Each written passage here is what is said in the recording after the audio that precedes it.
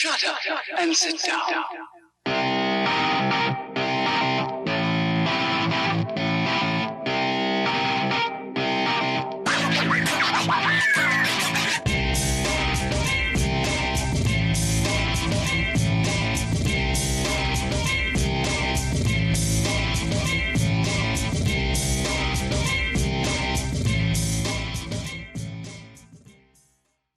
Again, and all right, we're back.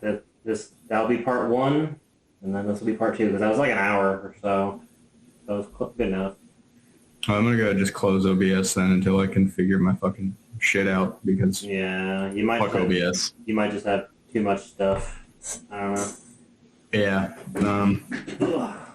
But it's worked so many times that you and I have done it, and then to just be giving me issues randomly. But yeah, no, 80s monster truck is on the list. Mm-hmm. To be determined. It'll be an 80s monster truck at some time. It'll happen when it happens, sort of thing, because we're going to need to do a lot of stuff to go and get that built. Yeah, and my 82 Trans Am. Mm-hmm. Which, just going to be a nice daily. Yeah. I don't want to do anything crazy with it. I just want a nice one and to drive it. Were you just going to keep the original engine in that? Oh, yeah. Crossfire, 4-speed. Absolutely. There we go. With that. Yeah. God, that's a sexy car. That's got the Recaro seats, too. That's a nice one. That has that weird mesh. The Recaro seat RPO code was very rare. Not a lot of people got it. And they're incredibly expensive nowadays. I'm sure. Like stuff like that, especially before the internet.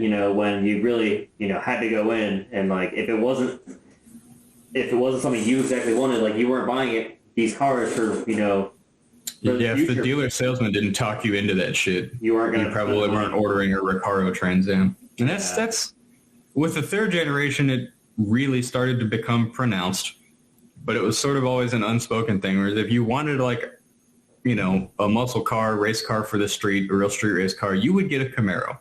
But if you wanted like a really nice muscle car, you would get a Trans Am, because the Trans Am was always like the really nice Camaro. Like it was not even like it's a fast car, just like they're really fucking sweet cars. Like my dad explained that to me. He's like, Camaros were like fast and like guys would race them and stuff, but also like the Trans Am was just like a fucking sweet car. Like if you wanted to pick up chicks, you'd get a Trans Am. And the ultimate 80s babe, in my opinion, Natalie Carroll, Pontiac girl. I'm sure if you scroll down, you'll find a picture of her with one of these Trans Ams.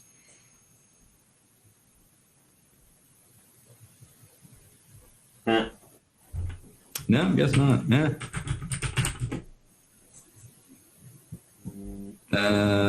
No. Click this frosted promo shot. There you go. That's her. Natalie Carroll, Pontiac girl.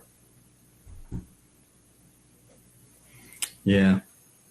So yeah, in addition to the Bandit Trans Am, and I would also like an 82 Trans Am. Mm-hmm. Not exactly a Bandit Trans Am, just a really nice Trans Am. Mm-hmm. And it's just nice if anyone to do that front bumper area, change that out. Yeah. And the last thing I want to add to my list is not a car at all. Oh. But as you can see, I mean, there's one behind me. That's right. I want a 37 to 40 foot vintage 80s speedboat. So I'm going to go ahead and the original pilot episode Miami Vice boat was a Stinger 390X. I don't necessarily want that because they didn't make a whole lot of them. There were in the 80s, there were a lot of powerboat companies that weren't around very long and didn't make that many boats, because drugs and drug running and drug money. So, like, hey, the Blue Thunder Racing Team was sponsored by Apache powerboats that no longer exist. It didn't exist much longer after the 80s. Nice. But yes, a probably just for handling and fun, a 38-foot speedboat. It doesn't necessarily have to be a Wellcraft Scarab. It could be a Stinger. Mm-hmm. But, it's going to be full 80s. It's going to have that spoiler. Going to have 2 big block Chevys powering it because, of course, it will. But, yeah, that's basically the season 1 and I think 2 Miami Vice boat. Mm-hmm. Got black on top instead of white there. But, yeah, that is it. Yeah, because there's the actual shot of it in the episode where they go to the Bahamas. Mm-hmm. Okay. No, over to the left, too. Oh, no. Yeah, they recorded that in one direction, okay, for the clip on Miami Vice. And I think it's the episode Calderon's Return. At the end of part 1 or the beginning of part 2, it shows them boating down to the Bahamas because it's like an hour away from Miami by boat if you go like 100 miles an hour. Yeah. And so they just boated down there, and it shows them, and everything's correct, Sonny's in the driver's seat on the driver's side. Tubbs has got his arm up on the thing because I think Philip Michael Thomas actually got seasick. So he's hanging on while they, over the waves. And then for them driving back to Miami, they took the same clip and just mirrored it. So you can see in the episode that now Don Johnson's on the wrong side of the boat and Tubbs is on the other side of the boat, and they're just going backwards the way they can. It's cheaper. It's like you could have filmed it. You could have just, I know you got that helicopter shot of them right down there. You could have just flown to the other side of the boat and recorded that for a minute and used that as your B-roll instead. But no, they just mirrored the same clip. Nah, too much work. That was an afterthought. So yeah, let's go 38-foot 80s speedboat. I'm not trying to be Cletus McFarland with a jet boat out here. I'm not going to race the thing or anything like that. But we get the whole crew together to go have some fun on the lake or oceans or do a poker run or something. Just have a nice time on the boat.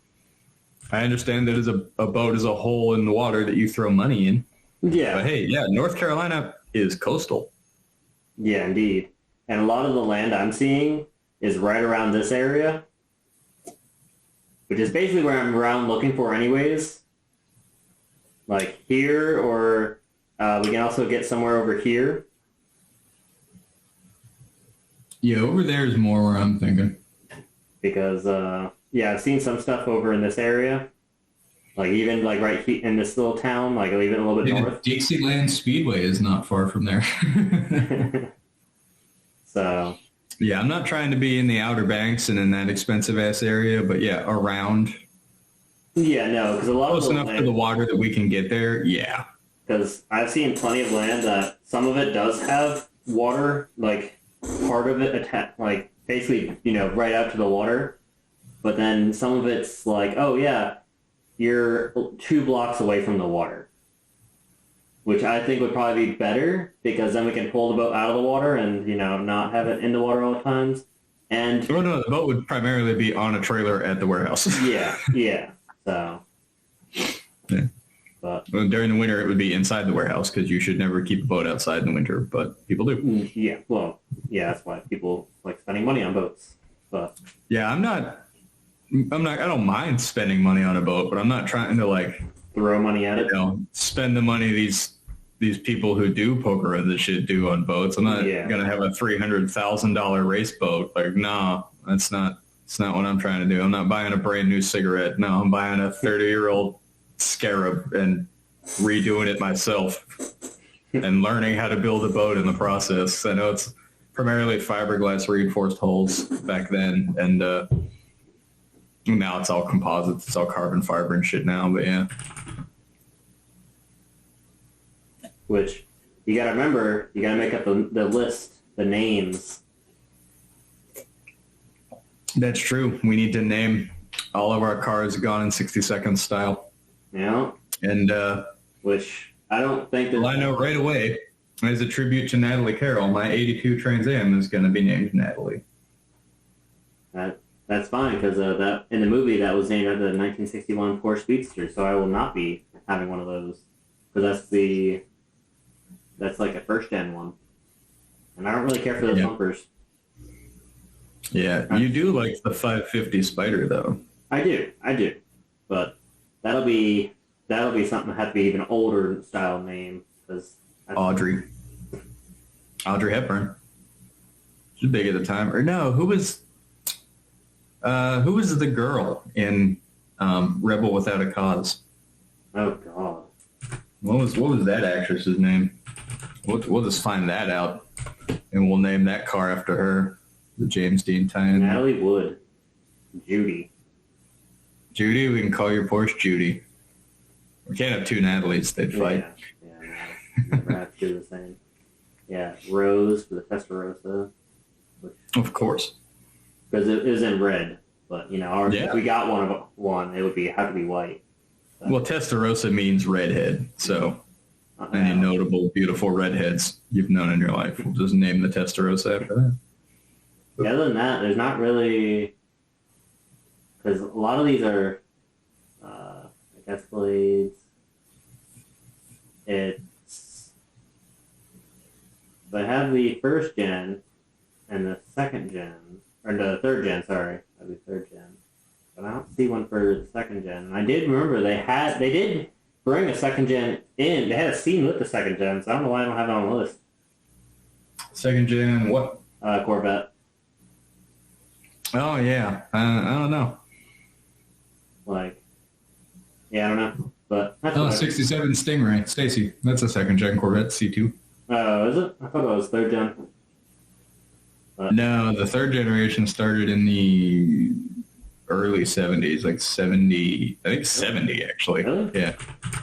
Or no, 69. 69 is when that started. Okay. I was like, I thought it was like late 60s. That's they've been building fucking Corvettes so long. 68, Jesus. Oh, yeah. The end of the Stingray and the start of the Shark. Mm-hmm. But, okay, that makes sense. So, yeah, I'll call my fucking C2 Stacy. But, yeah. You want a C2 now? That's not on my list. What the fuck? Yeah. Anyway, so that's my list. So let's get moved on to your list. So right. let's. Oh no, it is. It is on your list actually. Yeah. So let's review your list. All right. So I'll review what I have so far.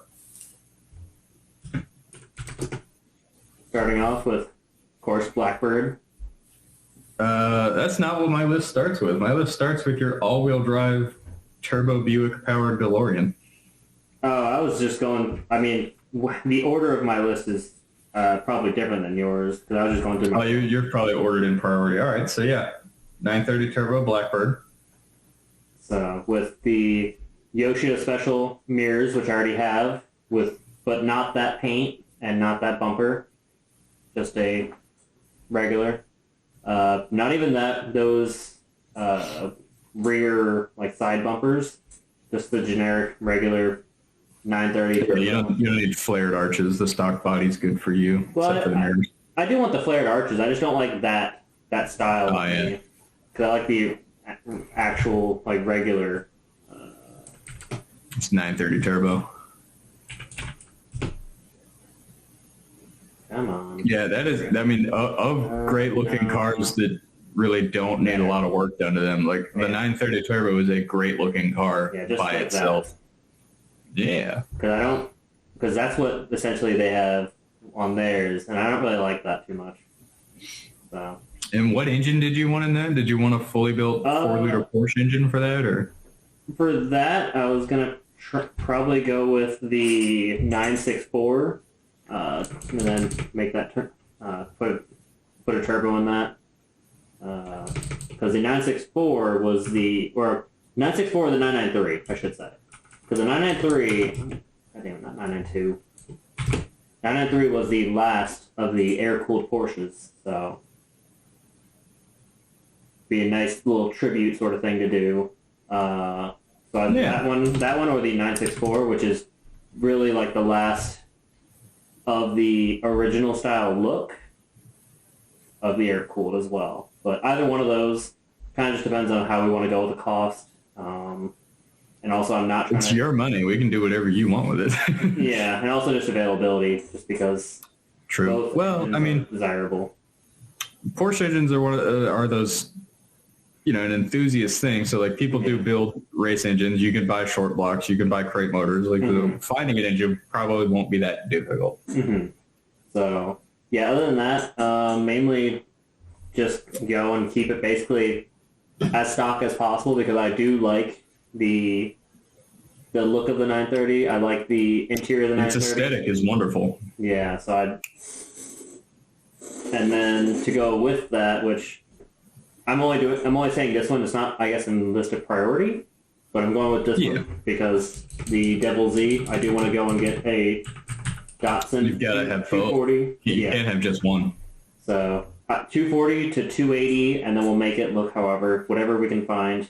I'm not really that picky because really the interior is all the same on all three of them. Really, the main difference is just the bumpers and then how much fucking bored out they are, like to make this. Yeah, and are you particular about the engine? Because the Devil Z and also the Red Z there that it's based on from the Wangan and the Midnight Club are they both had a newer 2.8 liter, the L2800, and it was so that would be like the 280 overboard ported stroked. It had a turbo. So, which are you wanting that engine? Most likely, just because. Might as well. I mean, for like reliability's sake, for something fuel injected and with coil packs, we could put like an RB26 in it, or like even a 2-liter RB, because like they have 2-liter straight 6 RBs and they're cheaper than an RB26. But are you wanting that, to be like a very particular thing, or are you just kind of wanting that to be like a nice car that we can sell? A nice car, probably sell eventually. I think it'd just be fun to build and have pictures of and have both for a little bit. It doesn't need to be the RB20 right next to that. That way we'll have a rough outline. Because it doesn't need to be the RB26. Because leading into the next one, I do want to get the R32. And that is on my list. And you specifically want a GTR in gunmetal? Yeah, just because I want to keep that stock. Yeah, we need to preserve at least one example before all of the rich kids drift rocket them and destroy them. So that's the reason I don't want to get a GTST and all that, because it would never be a true GTR. It would never have the Altezza.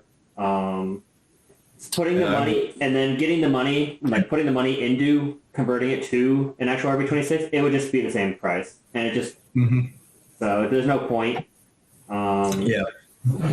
And again, but for the sake of preservation and originality, I would definitely utilize some of my contacts. I would Facebook message Sean Morris, and I would be like, how can you help me get a hold of... Remember, I sent you that image a long time ago of like the original in the early 90s Nissan catalog and all of the Nismo optional parts you could add on GTR. And finding all of that, like the Nismo wheel, the Nismo cage cluster, the Nismo strut tower brace, like finding all of those Nismo parts for that to turn it into like basically a gunmetal N1, like would be so difficult. But if you see nice Skylines listed here in California, they are probably from Top Rank. They are probably Sean Morris's cars. But I mean, that's the thing is like, they're not hard to find. If you want a Skyline or a Japanese car in America, Top Rank importers, Sean Morris, like that's the way to go. Wow. I didn't mean to open all of them, but that's fine. You close them shits. My computer can handle it. It's fine. But that's just... 64. That's a 33 though. I love Auto Tempest. I just watched the newest car Trek with that piece of shit 6-wheeled Range Rover. That was something. Oh yeah, that's a good one. Hey, Kirkland, Washington. I wouldn't be surprised if some of those in Washington were listed in Linden, because there is an imports and classics dealership right in town. Yep, that's who it mostly is. That's Alpine. No. Yeah, I've seen interesting stuff. They had a gray Skyline that looked like it had the front bumper off for a while. They had a kind of teal green, almost the same color as your Viper FDRX7 for a while. They had an R33. But here we can do... They had a Supra. They had an all-white Supra, which I've never been into the Supra hype. But yeah, Top Rank's got... Which... If you're buying from Top Rank, you're not getting a sketchy, like...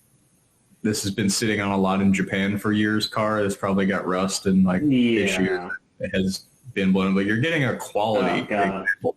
I always hated that weird third brake light. Center high mount stoplight. It was like a world regulation in the 90s, man. You had to have them. Oh yeah, it just doesn't. Still do. They've just gotten better at hiding them. Yeah. But yeah, like that's the thing. That interior looks fantastic. That's brand new. Like the seats got a little bit of wear there on where your accelerator leg goes. Yeah, and you can see a little bit of wear there, but like that's still where really bloody good. That's minimal shit. That's fixable. A detail guy could probably get rid of most of that. That's bloody good. Like, there's a little bit of wear there. Like that's the thing. So they're going to be more expensive because he's finding the best, but you're going to get your before you close this. Just another couple points I'd like to make about specifically these pictures in this kind of setting. When you sell a car, you have to take good photos. Oh, yeah. Additionally, when you sell a car, you've got to clean it. You can tell. Yeah. You can see the marks on it. Someone's shampooed and then vacuumed those seats. Yeah, you can see the tag. And additionally, look at those door jambs.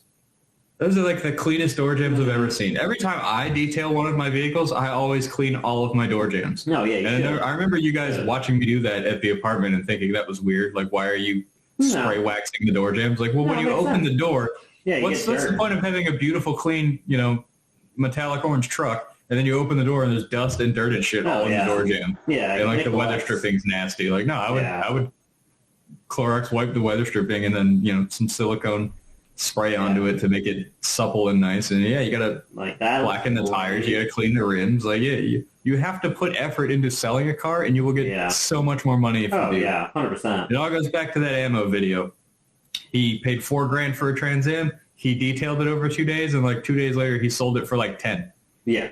Oh. All he did was detail it. Yeah. He didn't do anything mechanical with that thing. That's the thing, though. Like, people will absolutely buy a car because... Well, Doug and Matt joked on the podcast yesterday about cars and bids. Like, no one takes good photos. We offer an at-cost photographer to take photos of your car for you. Matt Farah, through his business, his garage that he runs, his storage place, they offer a photographer to take photos of the car for you. He's like, we ought to just start charging people to submit their own photos and not just using our photographer. Yeah. Like, you get so much more money what's a photographer cost?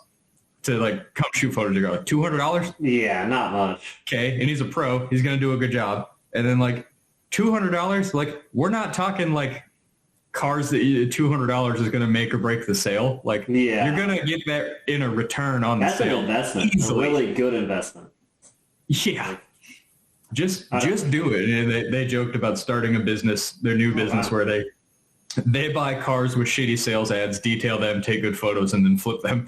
Like, that's all they do is they just detail the cars and then take better photos and sell them. But I was like, that's a hell of an idea. Yeah, for real. But I mean, find a good car with a shit ad, make a good ad, take high quality photos of the car detailed, and like double your money. Yeah, like, I don't know. That almost seems like a good idea for just us, like, or more for you. Oh, we're absolutely gonna do that shit. Like, buy really shitty cars and that look like they just need a detail, fucking detail them, and then list them on some other place. Yeah, absolutely.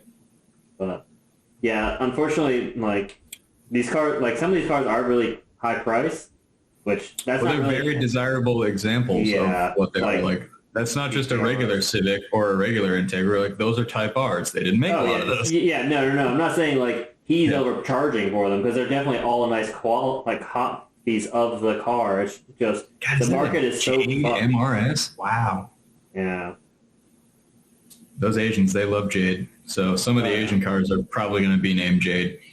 Yeah. Or named after Japanese porn stars. Oh, wow. The yellow actresses. Sunny. Oh, that's a Tommy Mackinnon. Nissan Sunny? That is a Tommy Mackinnon. That's a rare car. Yeah, that's why. That's in every racing game ever, but it should be, because Tommy Mackinnon was fantastic. Oh, that's actually pretty cool, too. I didn't even know. That's pretty nice. The STI Foresters, yeah. I would absolutely buy one of those, but it's a Subaru, and I could never willfully own a Subaru. That's like the only one I would own. Actually, there is one Subaru I would own. I know we've talked about this before.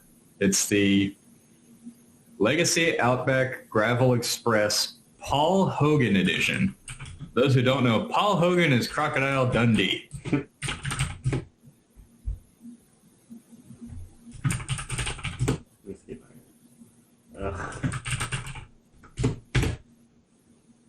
Paul Hogan's Subaru. Yeah, he did so many fucking Subaru ads in the 90s. I'm convinced the only reason Americans started buying Subarus in the 90s is because Crocodile Dundee was selling them to us. But yeah, they had like a rally-prepared legacy wagon called the Gravel Express.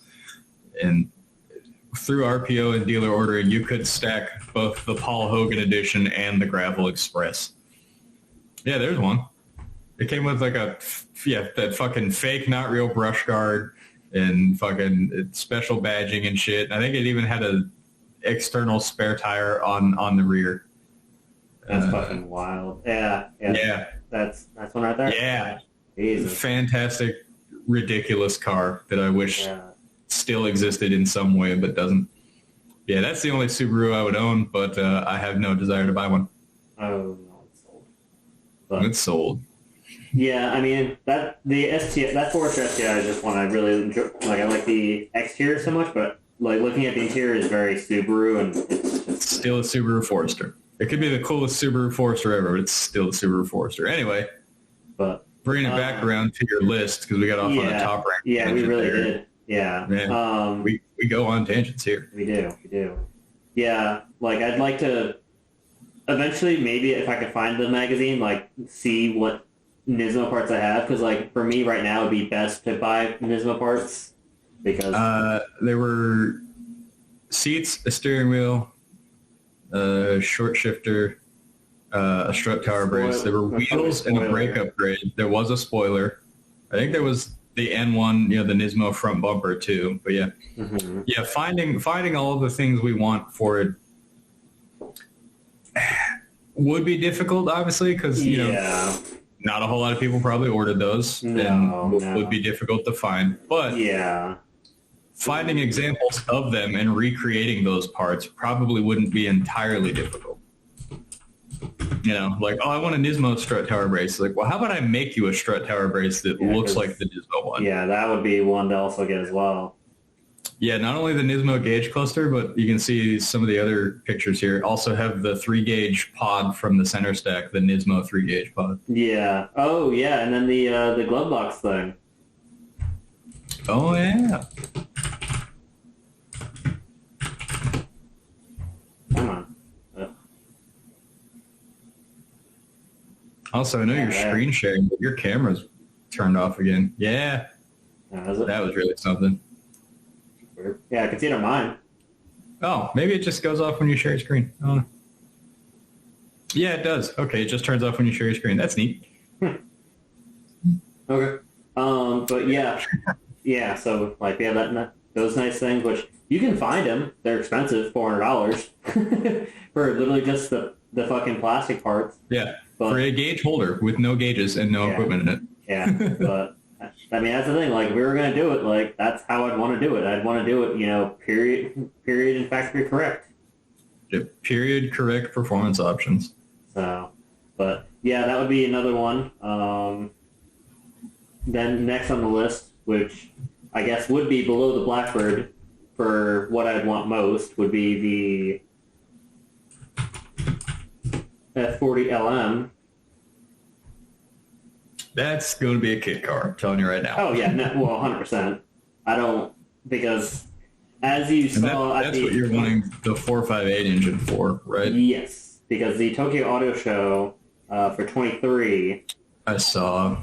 It killed me, so I would never... That's the reason I could never buy one and then, do things to it, because looking at that kills me, because... Yeah. It's a beautiful car. Don't get me wrong. Yeah, it's Instagram culture bastardized a classic. But, like, don't Liberty Walk. You can do so much better.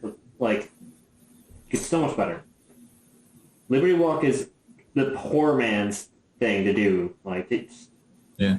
I love the livery. Like, I like that livery. It's very simple. It's very clean.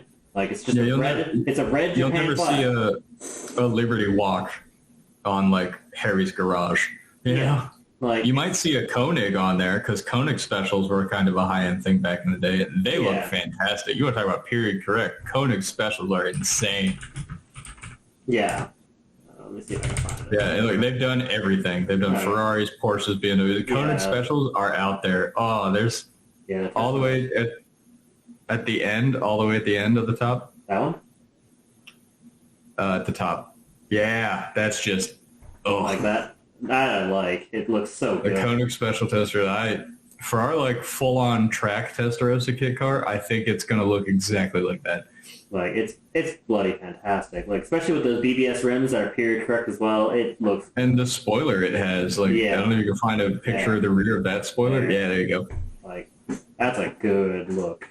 That is a good look. I bet that spoiler is functional too, and that's just. I'm sure it is. Koenig did their homework. Yeah, they weren't just fiberglass and body kits under shit. Like they weren't Liberty Walk. No. So the F40 LM, and then of course because I don't know who did it. It's gonna be Marlboro livery. That is so beautiful. That is so everything I would want in a car with a livery. Like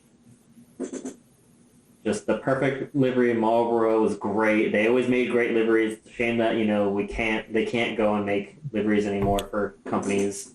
Yeah, I think what would help because kind of across the board, except with things like Drive to Survive, motorsports fan interest among younger generations and stuff is just down.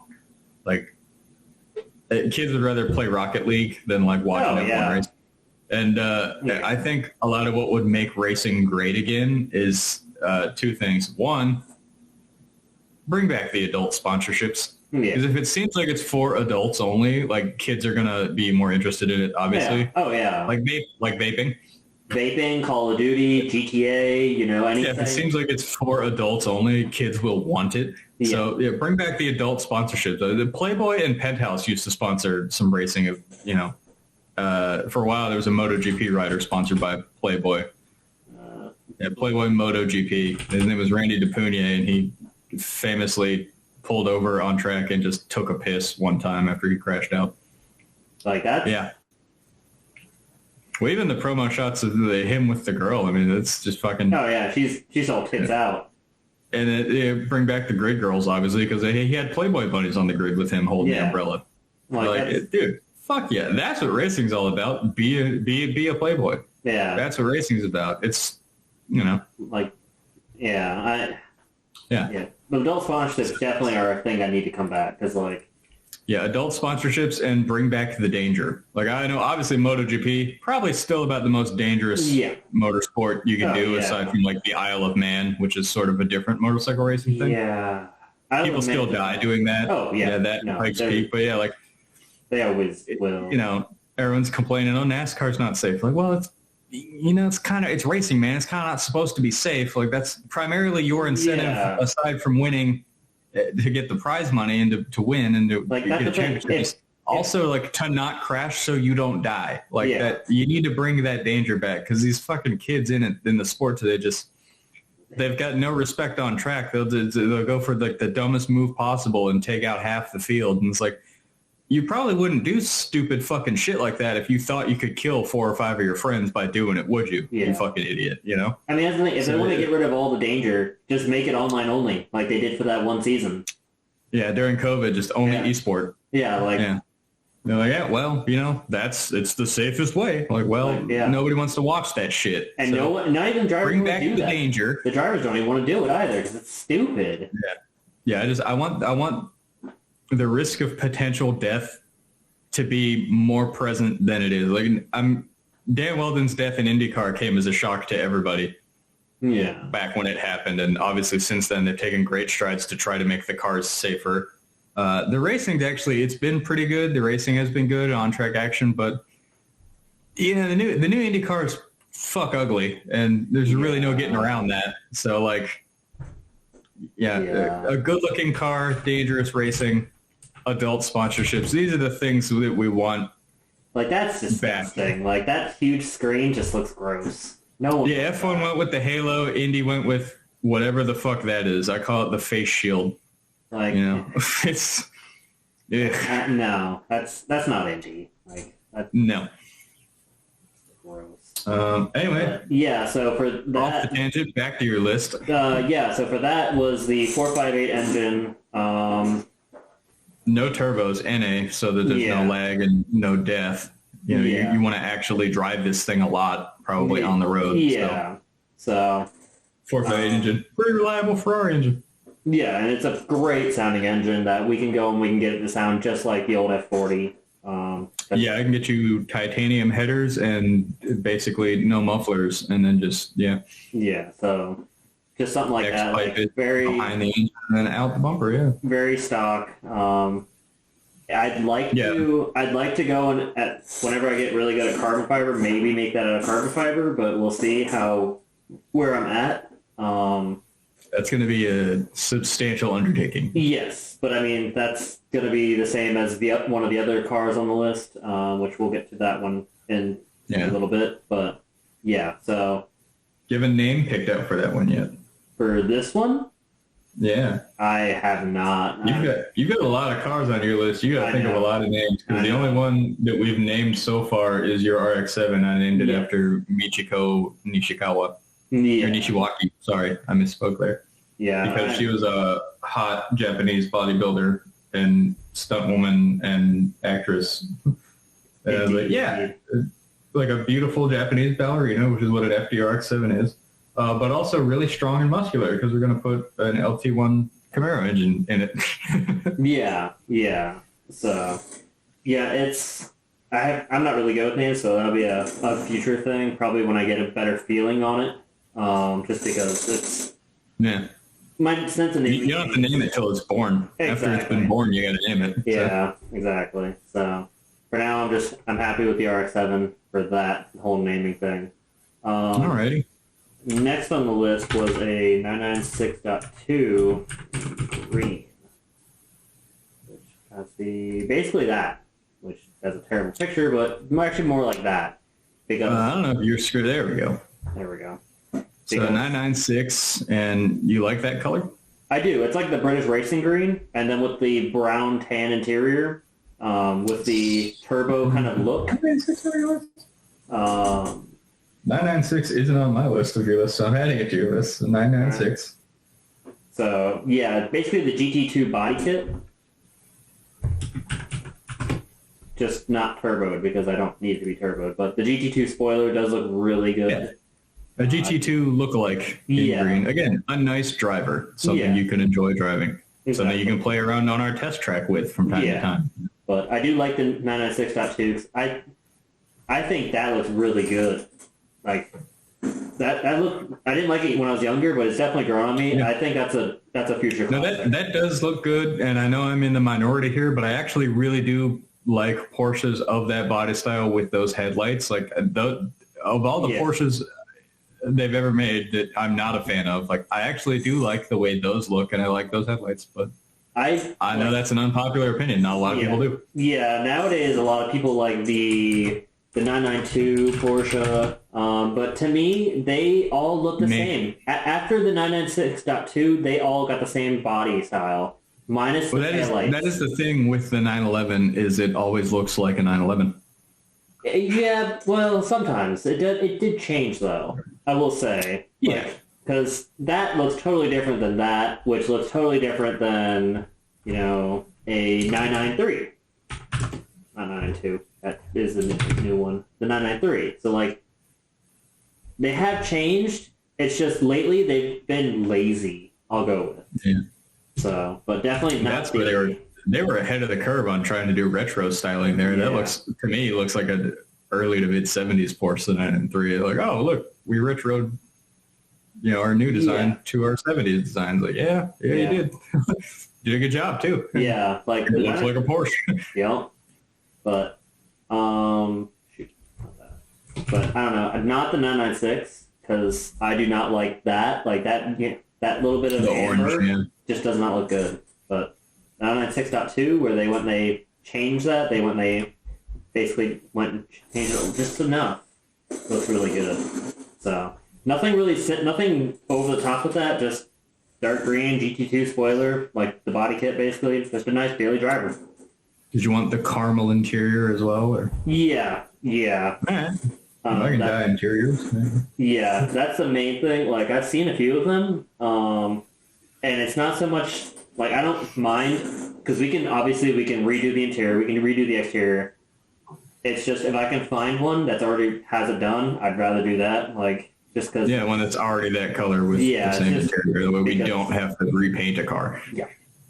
So... Because when we repaint a car, we're not Mako-ing that shit. You're not going to open the door and be like, oh, why is the inside of the door red? You know, we're gonna do a good job repainting cars. Yeah, like strip it down to bare, like take everything out. That way, the whole everything's all uniform. So it takes time. Oh yes. Then the next one, because as you know, I'm quite the Porsche fanboy. I would say would be a 944, but basically that. A 944, but in like Safari style, because I like that, but I prefer that Guards red. That isn't on my list either. Adding that Safari 944. So the main things with that, because I do like what basically that one's Kaiser. That was another rendered one. I do like that, especially with the taillights. When they took the taillights from the 992. Integrating a new feature like that into an old body wouldn't be terribly difficult because, again, that is a fiberglass bodied car. Mm-hmm. So it wouldn't be too hard to fiberglass a new bumper that fits that new rear tail light. But I don't plan on keep doing what he did, where he went basically, So the render above that, the red one with its front end looks really nice. This one? Yeah. No, the front end. Okay. Down. That? Yeah, that front end looks nice. Of course, that's just stock. No, that's just a regular. That's just that's a turbo, which I do plan to change I do want to definitely do the turbo body kit. I don't really plan to do the turbo because the turbo 944s go for about 20 grand or more, compared to $4 for non-turboed. But also that's a sizable engine bay. You can fit a bigger engine in there. Like, you can put a nice, well-built V6 in that car, rather than the giant 4-cylinder it had in it. I think that actually... Or was that for something else? Give me one second. Yeah, while we take this little pause here, I'm going to go ahead and use the bathroom because I've been drinking Mountain Dew and I got to pee. Fair enough.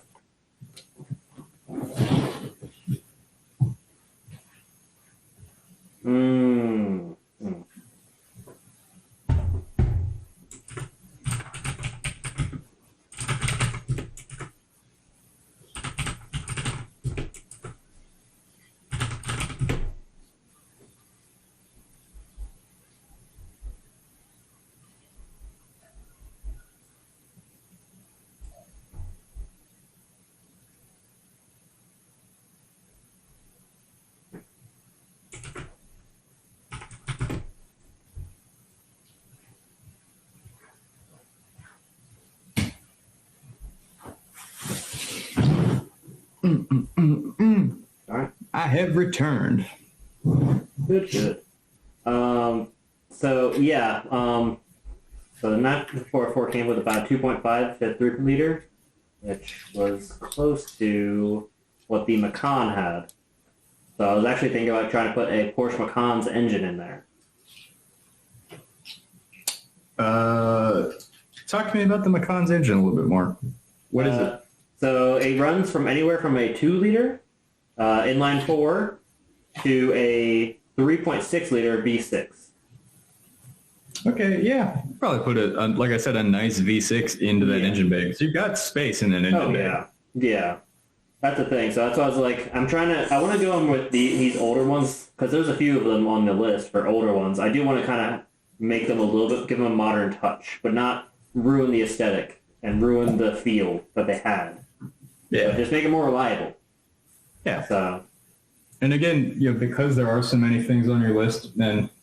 Yeah, some of them will go. Doug and Matt talked about this a little bit on the Smoking Tire yesterday, but I think Doug's got 9 cars, and he's like, yeah, I think before I buy anything else, I'm selling some things, because registration is due like all the time. Insurance payments happen all the time. Yeah. Like, you know, you've got to maintain 9 cars. Like you need like a guy to take care in a building to like take care of all your Obviously we'll have that because we'll be living in the building and I'm the guy who takes care of the cars. But we're not going to have 40 cars at a time. You know, we're not Jay Leno. No. Because the difference between having like 4 or 5 cars at a time that you really like and love and the difference between having like 10 or 11 that you love and take care of is like, it's 2 zeros. Yeah. It's not like a couple hundred, it's 2 zeros. And that's a pretty big gap. Yeah. So yeah, that's the thing. We're not going to own all these at the same time. And again, no. If these cars sound interesting to you and like something you might like to buy someday, well, in 5 or 6 years, you might be able to buy the Safari 944 from us because it'll be done and we'll be finished with it. Yeah, that's the thing is I want to go on, you know, put the time into it, make some cool, nice videos, like enjoy it for a little bit, and then move on. That's not a car. The 944 is not a car I plan to keep for a long time. It's and when we're done with them and finished with them, and we've got our content out of them, we'll be listing them for sale on Cars and Bits. Oh Jesus, possibly. But we'll have Doug review it first. We'll talk about all the weird quirks of this car, Doug, and then we're gonna put it on your website. But yeah, so that was one that I wanted to do, was just a dip. Why do I have so many tabs open? But yeah, but definitely in the Safari, the Guards Red, because it's just the generic Porsche red. I do like that, but with that's your quintessential 80s Porsche color, though. Like I'm pretty sure the main one of Doug, teen heartthrob in 16 Candles drove a red 944. And that's actually the rims, the phone dial rims. It'll be what I put on them. This is such a time period statement. They look so good on those cars. Oh, yeah. They wouldn't look good on, like, you know, your mom's Altima, but, like, they look great on that car. No, not, like, Those are the new phone dials. The older phone dials, I think, look better. I think that silver one, 4th row down. 4th row down. That one? Yeah, I think... No, same phone dials. Yeah. They were definitely older, kind of more 80s looking phone dials that I'm aware of, though.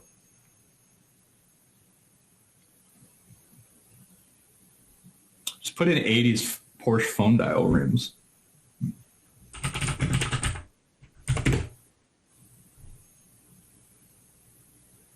I think you're losing it. Maybe I am. Maybe I am. But, well, since these cars are on that next, another one that I wanted to do, which of the same one style as the 944, would be a 928 with that modern touch.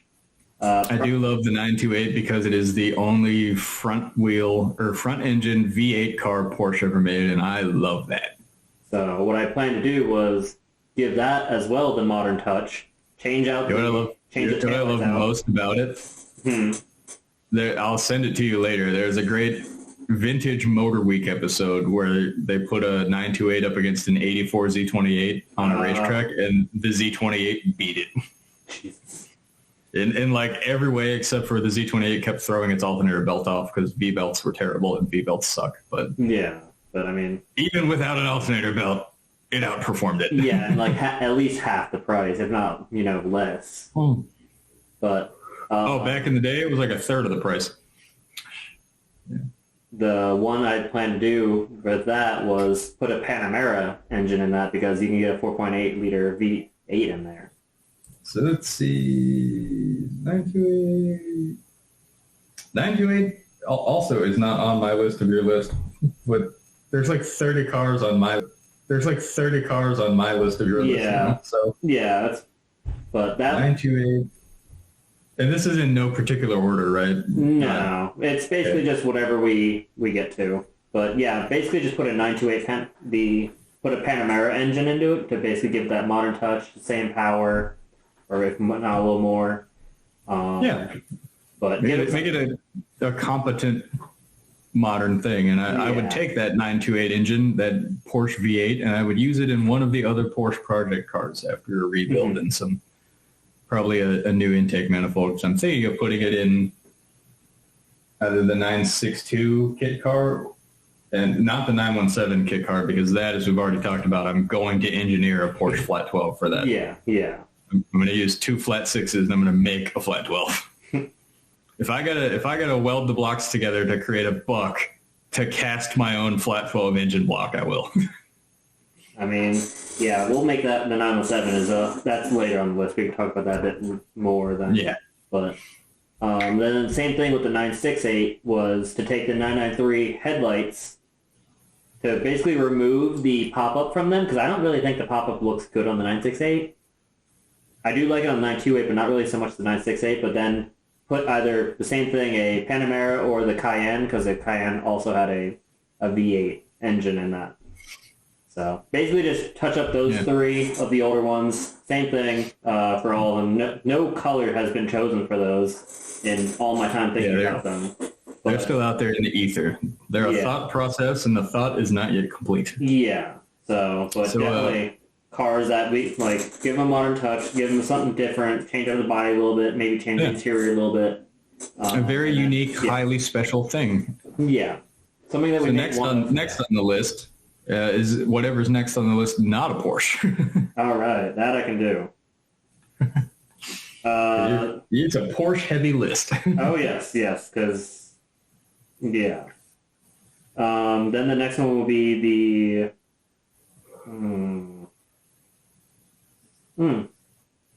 the Ferrari 288. Another kit car. And then the main thing. Yeah, and so was there an engine chosen for that? That one I had chosen the 458, but that was probably going to change because of obviously the F40, and I like to keep the F40 special. The main thing with this one was that I did want to take the 812 Superfast taillights. Oh yeah, we can adapt those. Or something, maybe not actual like Ferrari branded 812 Superfast taillights, but like something like it, because you see how an off-brand taillight that looks just like that, we can adapt to this car. Yeah, because the taillight that doesn't cost $700 each. Yeah, but because they have the same like size taillights, those do. I feel like that will give it a nice modern touch. Basically, give it a modern touch. The only other things were really, it was either going to be red or white paint. Remove the pop-up headlights to go and basically give it that. Well, yeah, just completely remove the pop-ups and just let the 4 lights on the front of the 288 be the headlights. What was that kit that they put clear plastic on them and it looked really good? I was trying to think of that. Just do 288 concealed headlights.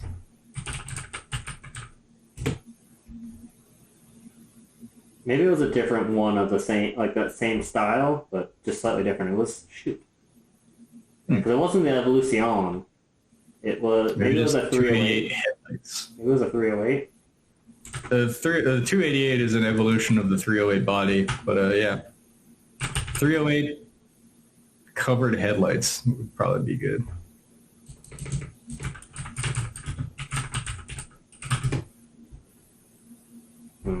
Now you got the Ferrari. This can be part of the show. Okay, yeah. No, I know what you mean. Yeah.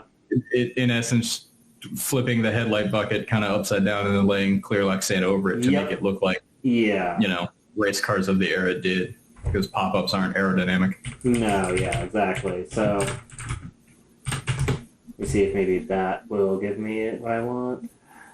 Oh, of course not. I don't see it. Shoot. Yeah.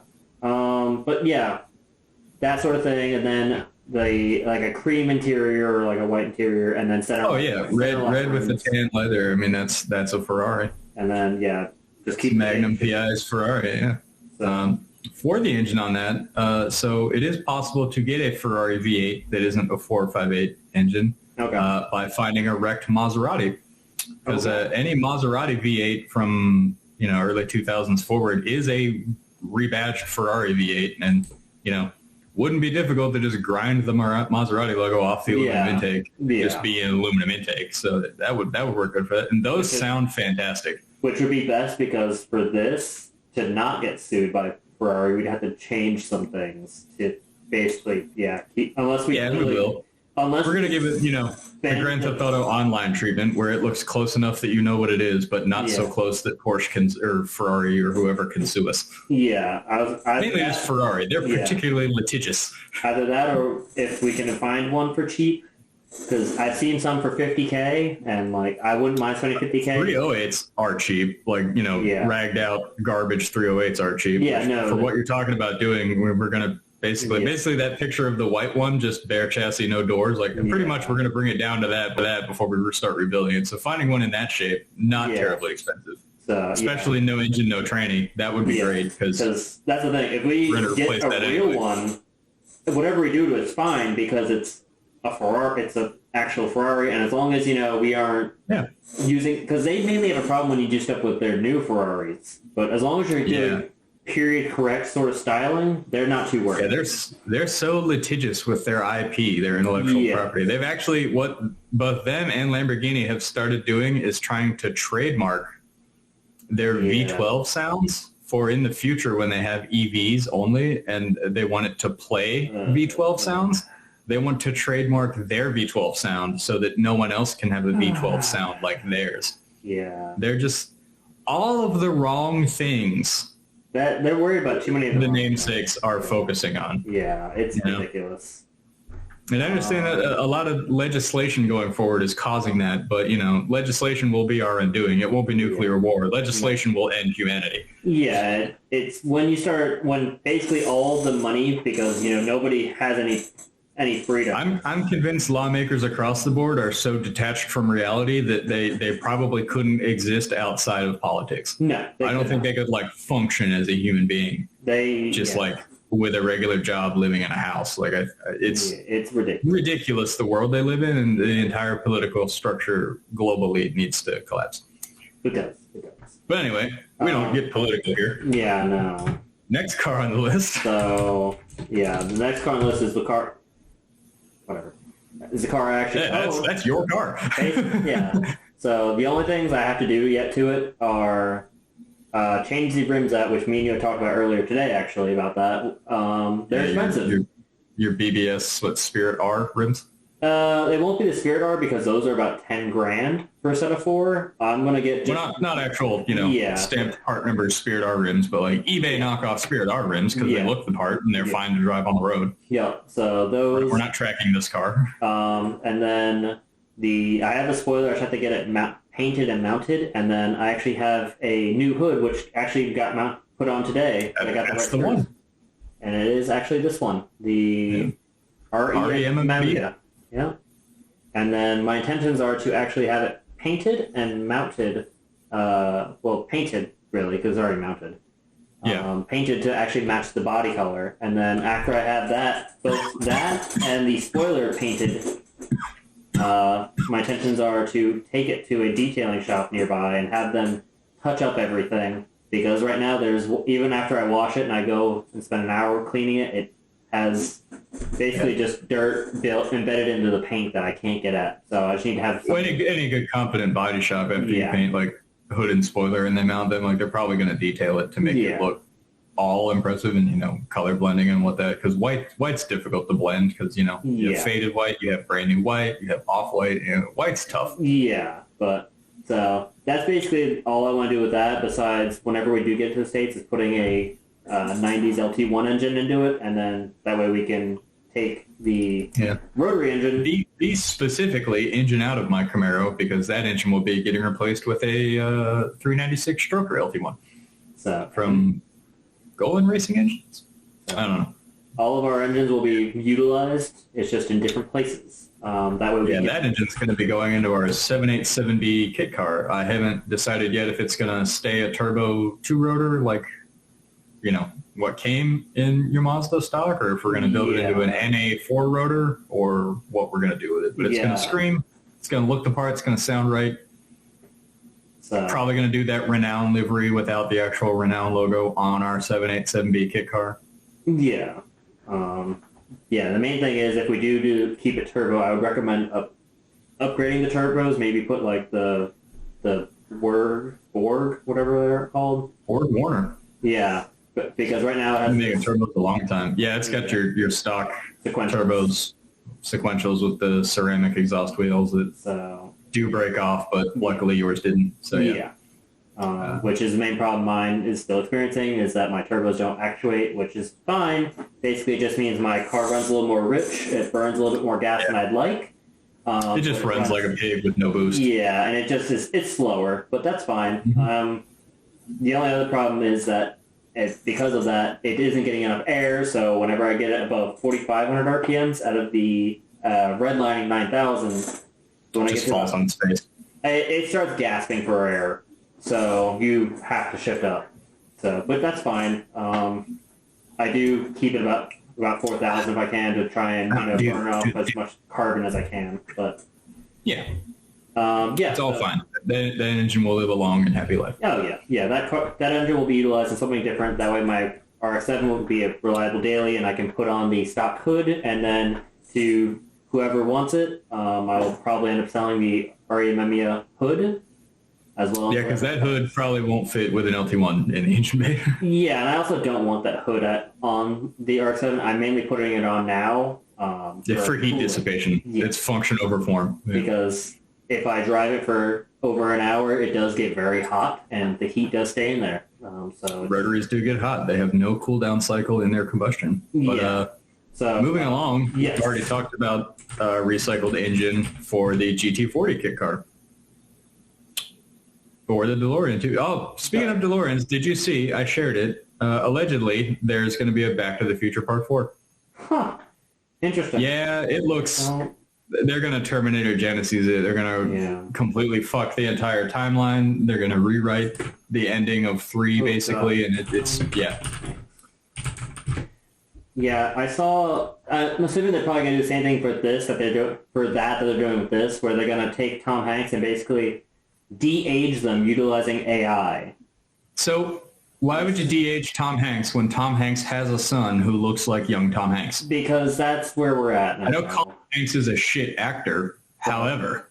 But yeah, that's basically what I'm assuming they'll probably end up doing, because I love fucking... I appreciate that Robert Zemeckis is involved. He directed all the originals. Someone's calling me. One sec. Sounds good. Hello. Yeah.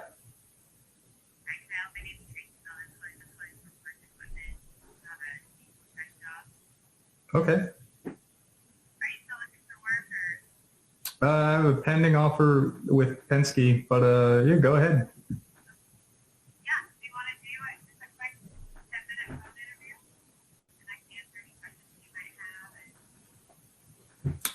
Yeah, sure. 1 second. We're gonna take 10-minute break here. All right, make sure you mute yourself. Yeah, go ahead.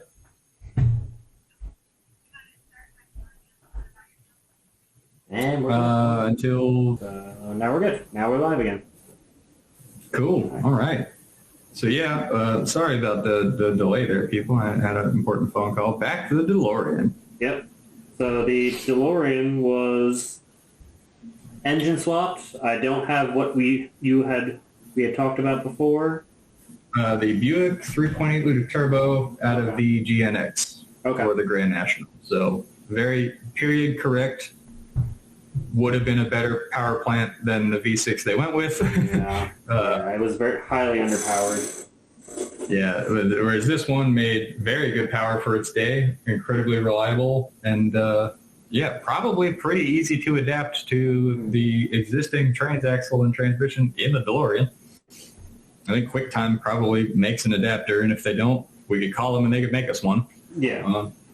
I know you had said before you would want to make that all-wheel drive. That's something entirely possible with like a... No.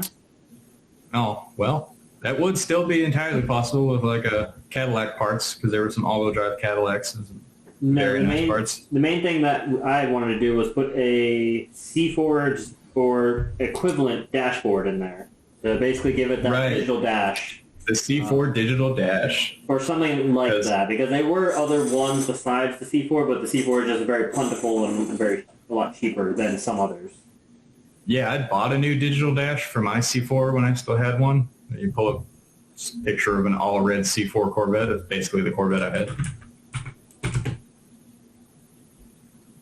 Yep, pretty much that was my Corvette. Digital dash. Oh, yeah. God, it looks so good. All red. All red, everything. Third row down, second picture, that's basically... Third row down. Yep, that's basically, well, not that shitty wood trim around it, but yeah, that's basically the interior we'd be going for. A dash swap shouldn't be difficult. Fucking DeLoreans were built in Ireland, so they've got dog shit electronics anyway. So yeah, replacing all of that, I mean, to interface with an already GM engine. Oh, there you go. There. Yeah. Oh, yeah. That looks so good. Yeah, all of the digital screens, very much of the time and just phenomenal. Yeah. So. Additionally, there's not just replacement clusters out there, but there's modded clusters out there where you can change the color of all the LEDs. Oh, geez. So we can make that look pretty. You see below this picture of this mostly green one, there's one with blue and orange. That one's green and orange, but like the actual side pictures below the big Oh, okay. I see what you mean. Yeah. So there's blue. That looks fantastic.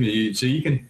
This is a very customizable cluster, and I know it's not, it's not a race pack. It's not an auto meter setup. It's not right there. Yeah, but it's a really, really modular thing that you could easily make work in a lot of vehicles. And it's digital dash. I don't know, it's complicated electronics. It's not going to be that hard to pin out, a 16-pin gauge cluster and figure out what each one does and wire it up to work with whatever. So that's very doable.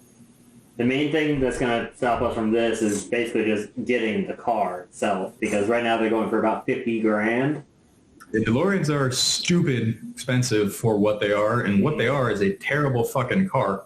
That just is very aesthetic, is all. Yeah, because of, the very Disney-fied Robert Zemeckis movie trilogy that was incredibly popular. Yeah. But yeah. Then if you were going to build a mid-engine Corvette in the 80s, though, if the C4 was mid-engine instead of front engine, it probably would have looked like a DeLorean. Oh, yeah. 100%.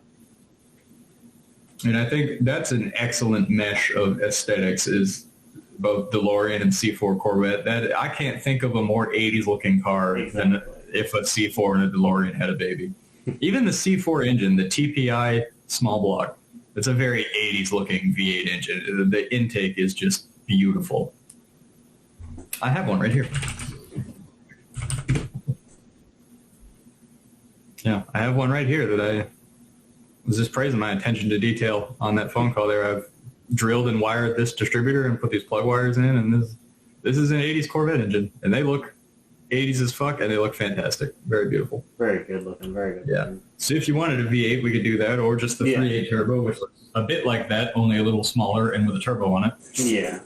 I would say that the DeLorean would probably be a car I'd like to keep just because of the aesthetic. Yeah, and obviously, once we did things to it and, as rivet counting collectors would say, bastardized it, you probably wouldn't be able to resell it for more than we paid for it anyway. Yeah. So why not keep it forever? Yeah. Stainless steel, it's not going to rust, Exactly. Then we'll skip the Porsches for now, but next would be the Daytona Spider. This is on both of our lists, actually. It should be on mine instead of yours, because I fully want to recreate the rebodied C3 Corvette, Miami Vice Daytona, and that's probably going to be a car I keep forever just because of, say I don't know, going out with my lady and we just want to go out on a nice weekend drive. Well, in beautiful summer weather, there's probably nothing better than second row, third picture down. Second row, third picture? So that one? No. Oh. Yeah, left. Second beautiful. Second column. Sorry, I'm bad at call-outs, but that's just a beautiful car. Yeah. Here's the thing about the Daytona. I love the Daytona exterior. I love what it looks like outside, especially a convertible like that. I fucking hate the Daytona dashboard. What I really like, though, what looks period correct for a Daytona that looks like that outside, would be, an 82 Corvette interior. 82 Corvette interior looks quite nice. I like its dashboard. It's very functional and still stylish. like that. No, go straight up the Corvette interior, because I'm probably not going to change too much about the dash.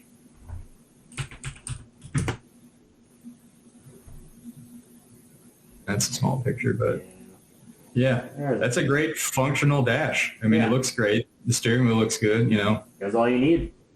Leave the dash pad black, maybe do the fake wood trim around the gauges like they did for the Miami Vice car, but it's got performance-y looking gauges all in the center stack there. You got your single DIN radio, you put a nice vintage Alpine in there, everything looks period correct. Yeah, it's everything you need, but for, not even a third or a quarter of the price.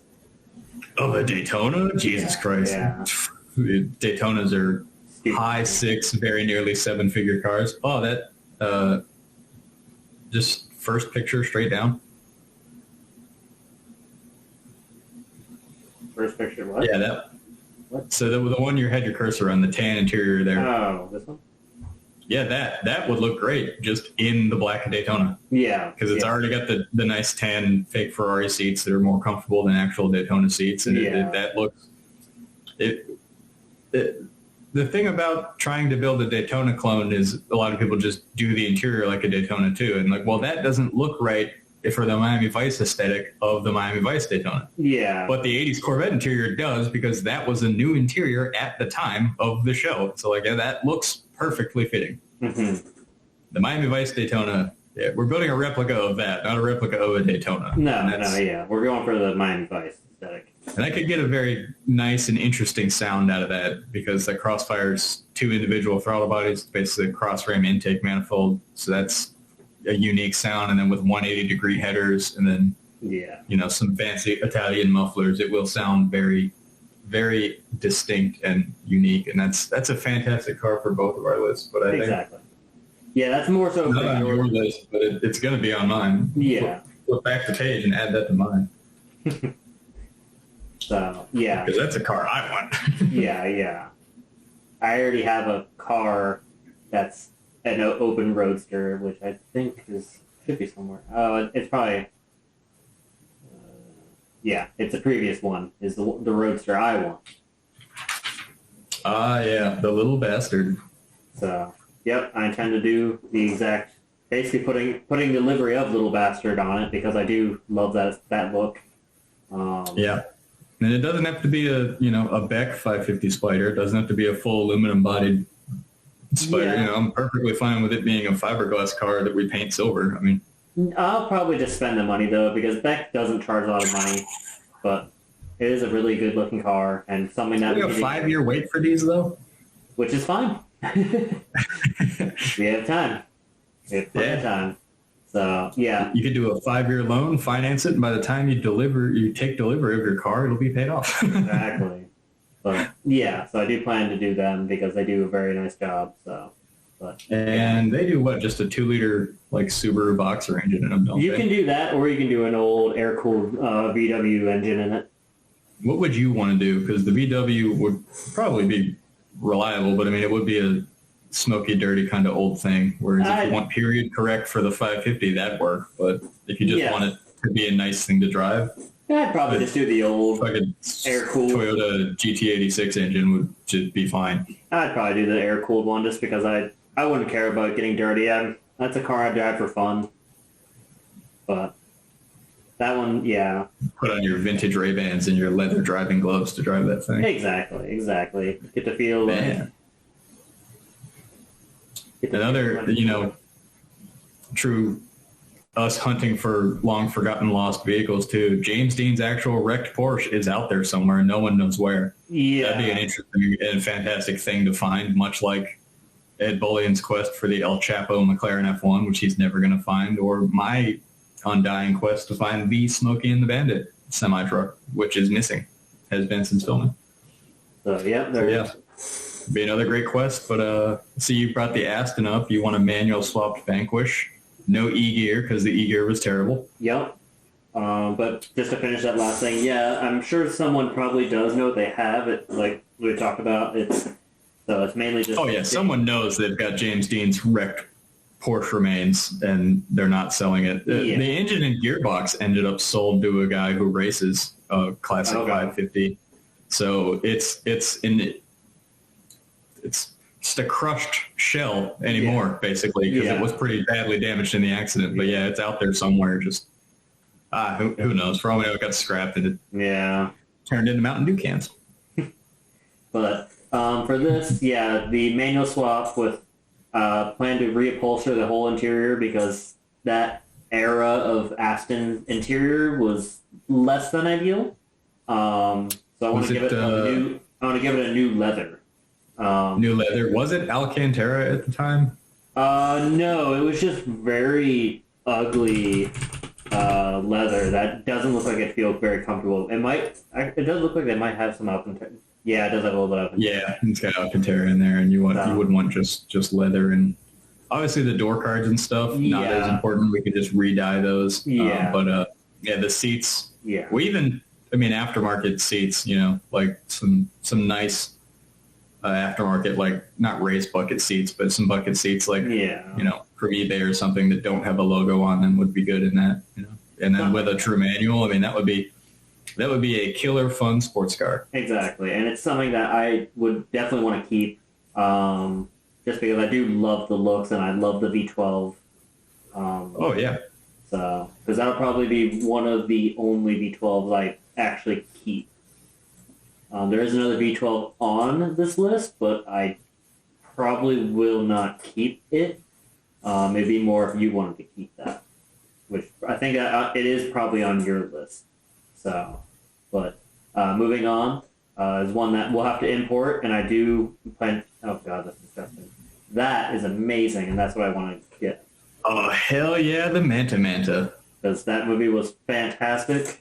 That movie is a ridiculous German 80s time capsule, and I love it, and you love it, and we watched it fully in German through Netflix with a German VPN. It was fantastic. Yeah, we watched that movie so many times. Yeah, the Manta is fantastic. That body kit probably doesn't exist anywhere in the world anymore, but replicating it is possible. Wouldn't be entirely difficult. So, and that was the Mattig, Mattig body kit for the Opel Manta 400. Oh, shoot, I'm trying to find the actual interior. But for some reason, apparently they're coming out with the new Opel Manta. It's disgusting. That's EV. That's disgusting. Opel used to be a European GM product, and I have no idea who owns it now. But, there you go. The United Colors of Benetton steering wheel and shifter. Oh, that guy doesn't have a shifter. Half-ass poser. And the gauges, There we go. Yep, the gauges, the shifter, even the door. They had the foxtail thing. Yeah, that's not something we're going to be able to find to buy. That's something we're going to have to be able to find and then turn into that. So we're going to buy a striped black steering wheel, tape off it, re-dye it. We can That's true. We looked, but it's like a $400 steering wheel. Yeah. So we can find some of them. We'll just have to keep our eyes open. The main thing is just we'll have to import the Opel Manta. Which is old enough to import now. Indeed. But it's not a desirable car. They're cheap, so it's not too big a deal. I think they're great. I desire them. I wish we had something like that in America. It's like what was the Ford Cosworth in England? What was that car called? I don't know, but it's like one of those, but the GM version, and I think it's great. I don't know. I know it had a 4-cylinder in it. I know the one in the movie had a 4-cylinder in it, and in the movie it got a Group A race car engine put in it. Yes. But wouldn't be too difficult to build a nice 4-cylinder or straight 6 for that. Probably NA just to keep it reliable and throttle response and fun to drive. Yeah, they did not make a lot of power back in the day. Well, nothing did. It would be that one. Yeah. 1.3 liter inline 4 to 2 liter. Well, we could put even 90s GM 2.4 liter 4-cylinder, the Quad 4, which is actually a fantastic underrated 4-cylinder. It just got put in a bunch of piece of shit cars. Yeah, it can be tuned. They're all front-wheel drive, but some of those front-wheel drive cars could do full front-wheel drive burnouts. So it's a healthy engine, especially in a car that light. That car doesn't weigh a lot. No, it's a very light car. But, even with our giant fiberglass body kit on it. Moving on then was the GT40. The GT40, which will have a Ford Raptor 6.2 liter engine in it. So not Gulf livery because we are not basic. No, not Gulf livery. Probably we'll decide a livery at a later date, but something that'll look good and period correct. Yeah. Maybe even just white with 2 blue stripes. I remember that you had talked about putting a Penske livery on it, like yellow. Yeah, we could do something like that and Pennzoil it out, especially if we end up, as a lot of YouTubers I watch have, with a Pennzoil sponsorship, which I would love because I love Pennzoil. I'm a Pennzoil whore. This model car engine I built has a Pennzoil oil filter on it that I painted. Ooh, that's cool. Yeah. Yeah, I'm a slut for Pennzoil. We could Pennzoil livery that thing up. Absolutely. Then that was from Race Car Replicas because they make the best one for the price. They do by far, and I think you can get it with pretty much whatever motor mounts you want, which the Ford 6.2 is something that would mount in there and feel about like probably a period correct GT40 engine would. It would have the same power and torque, rev about the same and sound the same, but yeah. And then another RCR replica, the 917K, which you want. We've talked about. I'm gonna make a flat 12 for that. Yep. So that will take some time to make, which is fine. Do not plan to do the Gulf livery on that, even though it was the livery from Le Mans, and I do love Steve McQueen. He is one of my favorite actors. Speaking of Steve McQueen and Steve McQueen tributes, another car on your list is the replica Bullet Mustang. Indeed. It's actually next on the list. But yeah, for this one, I plan to go and do the John Player Special livery, so I would have to be done custom. But I do. Oh yeah. So yeah, that's basically it for that one. Just basically race car replicas it. Let's get everything that we need to, and then do the engine ourselves, and then just paint it. But then this is one of your cars that, because it would be it's sort of in a Steve McQueen ilk to it, I have named it. I have named your Bullet Mustang replica Sharon for Sharon Tate. Fair enough. But yeah, this one is basically take an old 65 era coupe and then do the conversions because they're a lot cheaper than buying an actual fastback. 68 fastback is a ridiculously expensive car. Indeed. We've even talked about like a newer 07 Mustang and rebodying it, something like BS Build was doing, and then just after rebodying it, putting in an older Ford small block to make it look and sound correct and still handle and ride nicely. Yeah. Or at least as nicely as like an 07 Mustang did, which even the newer Mustang interiors aren't bad. They're very retro futuristic. They look pretty good. Yeah, the 2007 one especially is just, it's that era. That looks fine. Yeah, even like some of the other pictures where it's all black, it look really good looking interior. Yeah, well, that's fiber. That's carbon fiber. I wouldn't do that. I would just do there. That's a better one. Yeah, that looks great. Like that's very clean. It has everything you need that I like. So yeah, I would say we should definitely do that. Just better suspension. We can find parts a lot easier and not pay the old. Yeah, dude, the Mustang book, the Summit Racing Mustang book. You could build a Mustang from nothing with just parts ordered out of the Mustang book. Yeah, so definitely that. Oh, yes, I did have this on the list. I don't think I will probably end up doing this because they haven't had any updates in a while, and I just don't think we need to do something like that. It's interesting, but I feel like we can do something better. It sort of looks like an Aston Martin Vulcan. Yeah. But yeah. We really could do something better. Yeah.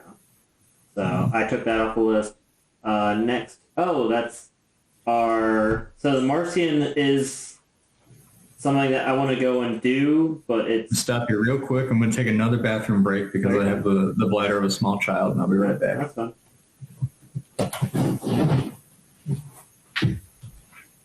While everyone's watching. Oh, yes.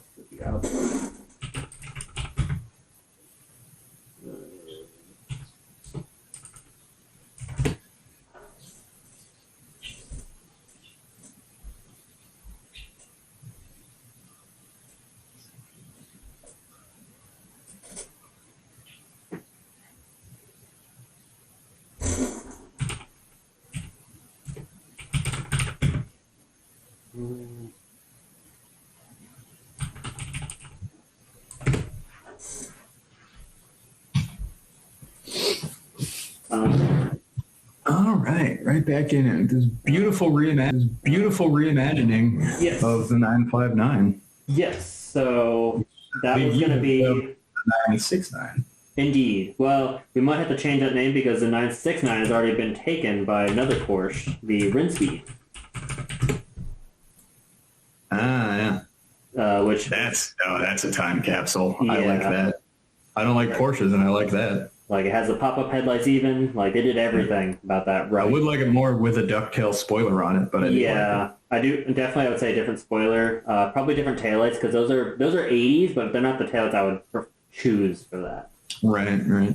But back to your Marcian, which we'll decide a name on later. Yeah, so the Marcian, I did want to go and do pop-up headlights, which somebody... Let me see if I can find that real quick. Have you ever seen the 928's pop-up headlights? We could do something like that.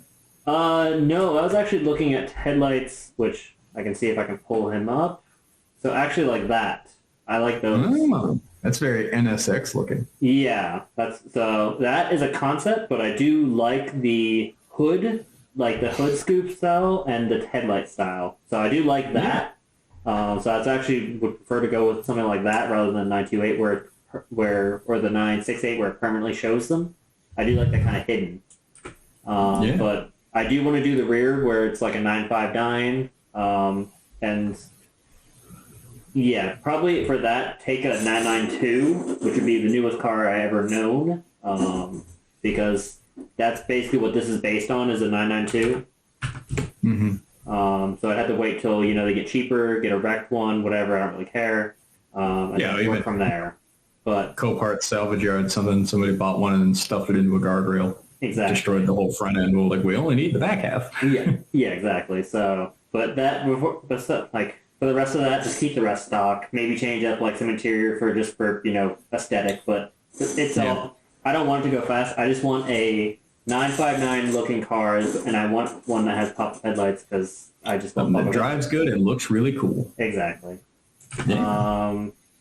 Next would be the one for her. Because the Marcian would sort of style car, I would keep. That 959 style, I would keep. But this, I would just want to make.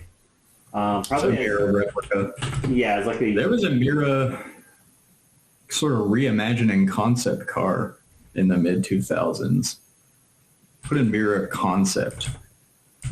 No, not 2020. Yeah, that looked fantastic. They never produced it, obviously, but they did build the one car. Yeah. It looks phenomenal. That's pretty good. Yeah. So, something like that, yeah. Like, I would just like to build something, because I don't see a lot of people rebuilding or, building Miras. So I'd like to do something like that. Lamborghini is also Italian and particularly litigious, but given that this car is the one they never produced, building something bodied about like that with, I don't know, maybe a 05 GT40-ish looking interior wouldn't be too bad. They're about the same proportions there. And because the interior, the original Mira interior is just so horribly dated in the 60s that red, that is a very beautiful cherry. Yeah, deep metallic red would look phenomenal on that. And gold trim along the bottom like the SVs had, and even the gold center lock wheels. I would say if we're going to lock with the knockoffs, if we did that, I'd want to give it the Yota spoiler. Just make it like a Yota concept. Yeah, absolutely. So highly doable. Yeah, that's another one I'd want to make just because I don't know, something to do. So something to make and then sell. Next would be a Stratus. Another one, we make one, we get our content out of it, then we sell it. There are so many Stratus kit cars, like the Hawk HF. Yep. It's a fantastic one. Oh, You can put just about any engine you want in it. And being that it's primarily a rally car, we probably would do rally-ish stuff with it on gravel back roads and that. Mitsubishi 4G Evo engine fit perfectly in that and be great.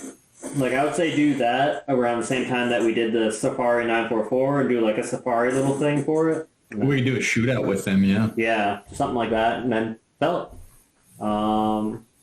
And then the same for, well, actually, I'm going to close that because the Countach, because we have another one right there. And that, I think, is more for your list because you want to do a Cannonball run one. Well, I know you wanted a Cannonball, your Countach replica, which, of which there are plenty kit car Countachs out there, but none of them fully embracing and looking like the Cannonball Run ridiculous 2 spoilers, giant CB antennas, and 12 exhaust tips, which is something I'd want to do personally with it. Yeah. So, if you're okay with me doing that to it, absolutely, let's build it. It will have a proper V12, 12 functional exhaust tips, as close to that 80s looking Countach-ish interior as we can get. Probably some C4 Corvette seats, not necessarily a digital dash, but some nice VDO gauges, because VDO still makes brand new gauges that look period correct for the 80s, and they're great. And we would actually Cannonball that, probably separately from our 24 hours of Cannonball escapade that we would do. I feel like this would have to go with another 80s car. Oh yeah, but of which we have plenty. Exactly. So. Yeah, we'll do the 80s Cannonball with that. Our DeLorean, maybe a C4 Corvette, just cause. Yeah, exactly. My Trans Am, my '82 Trans Am. Yeah. We have so many cars on the list that are from the '80s, and then speaking of '80s, there's another one that is yes, the Wraith Dodge GTP Interceptor prototype concept car they never built. Yep. So that'd be another one I'd like to... The only thing about that wouldn't be very true to the original concept car would be the Dodge power plant. I'm not putting a Chrysler 2.2 turbo into that. That deserves something better. But probably a V8, possibly an L98, because that looks 80s appropriate, as we already talked about, the Corvette engine from the 80s. And, obviously mid-engine mounted under that giant clamshell that would just look perfect. Exactly. Like, it's a beautiful car. That's a car I would want to build and then keep because it's just such a thing that no one has ever has done. And no one's ever really replicated it, no. So, and the Wraith was such a classic 80s movie that you and I both enjoyed. We had an 80s movie night at the apartment, of one of many we did, where we all drank some drinks and watched that, and it was great. Old Charlie Sheen, or I should say young Charlie Sheen. Young Charlie Sheen, yeah. And a very hot 80s babe. I do love me some 80s babes. So... great movie, but definitely one I'd want to do. Great movie, better car. Yeah. So going back to the... Hold on. Is the Wraith on my list here? The Wraith is not on my list for you, so let me add the Wraith.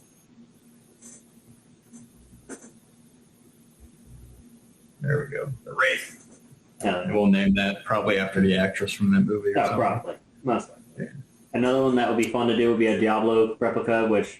I don't know. So this is another thing that came up yesterday on the Smoking Tire with Doug and Matt Farah. They talked about Lamborghini in the 90s and how there really isn't any support for Diablos anymore because they're kind of terrible cars. The quality control at the time was a bit shit. Yeah. They're still expensive, but not super desirable. Yeah. But again, if people are building, Countach stretched Fiero cars, it wouldn't be that hard to redo it as a Diablo-bodied stretch Fiero kit car, and then you could always put an interesting, like a rebuilt Mercedes V12 in that, or even a BMW V12 from the same time period. Yeah, the 850 in the engine bay. An 850. Yeah, that would be something to, we've got to completely wire it, make our own wiring harness ourselves. We got to use Nissan 300ZX headlights just like they did because they're far cheaper than the same part number but from Lamborghini. And but that'd be another fun one just because it's pure 90s Lamborghini. Then once we had all of our knockoff supercars complete, we could do a shootout with them. With me building them, they're all going to be built pretty much about the same performance wise. So that would be a fun little video thing to do on our test track or just the back roads around our shop. Exactly. Then next would be which actually I could just do a C2. Didn't you want a C2 Grand Sport? I just wanted the split window. Oh yeah, they make that fiberglass now. There's actually Indeed. replica C2 split windows out there. Oh yeah, and that's actually what I had pulled up to was a website that does make them, but I like it in just a black. I think it absolutely looks fantastic. It's one of my favorite Corvettes. Would you want to go sacrilegious on the engine choice and make Corvette people really angry, or? I love making Corvette people angry. I don't mind making them angry as long as it doesn't have too much power. It just needs to be a little bit more conservative because it would be a fiberglass car, so it wouldn't be very heavy. And I just meant sacrilegious and making them insanely mad. Like, I don't know, another rotary or a Honda engine. They hate Honda engines, so like. Yeah, that'd be fun. That'd be fun. A Honda V6 out of like, I don't know, the NSX or like even a Nissan V8 from the 90s would be fantastic to make Corvette people angry. Something like that. But yeah, no, I have no problem with that because obviously I'm taking the rotary engine out of my RX-7. Sorry, purists, but everything goes into something better. Everything gets reused. Exactly. So except for things we're building from ground up or from mail order kits. We're not reusing anything there. We're building from new, but we are reusing something like the Raptor's old engine. So after it gets Godzilla swapped. Exactly. So yeah, that's definitely one I'd want to just whatever. Like as long as it's not a convertible, I want it to be the hard top, with a split window. Then moving on would be the. Gosh, why am I? Those are neat. I've seen those. We'll get back to those, but I've seen these. Yeah, because I do. Yeah. I think that is some turn of the century Grand Prix cars. Oh, but going back, sorry, before I move on too fast, the C2, I'd probably I'd like to make it, but I don't think I'd keep it. Yeah, that would get something that, we wouldn't make money on it selling it unless it got super internet famous. Because I think if anything, all the wrong reasons, but if anything, I would keep the Bullet Mustang, but I don't think I'd keep this. No, it'd be, if you kept a Corvette like this, you'd have to lean really hard into Corvette ownership and get denim shorts and white New Balances. Yeah, and that's just not us. No, not at all. So, not a keeper. But that is on a C2 split window replica. But this would probably be another one I'd buy the kit for from that website that makes them, and then build it, have some fun with it, make a video or two, and then sell it. Like it's an interesting car. It's neat. It's not a car I'd want because it's essentially just a less practical version of my 550 Spider. Yeah, it'd be a hobby thing. Yeah. Build it, make a couple videos with it, do some stuff with it, and then probably throw it up on Cars and Bids. Yep. Like as a unique car that not a lot of people would, ever see on Cars and Bids. And that wouldn't necessarily have a Ferrari V12 in it, or like a period Fiat engine or anything. But this one. Looking at that one there, we could put a really nice, like a Jeep 4-liter straight six in there that would make all the right sounds and noises and adequate power to propel that thing like a Grand Prix car of the era. So that'd be cool. And then another one. We've talked about this. Yeah. I hope you know this is fully 100%. How long is the hood? Tell me that. How long is the hood so that I know how big of an engine I can put in there?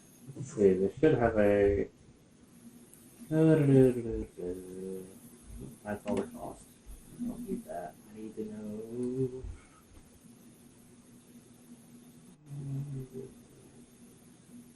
Okay.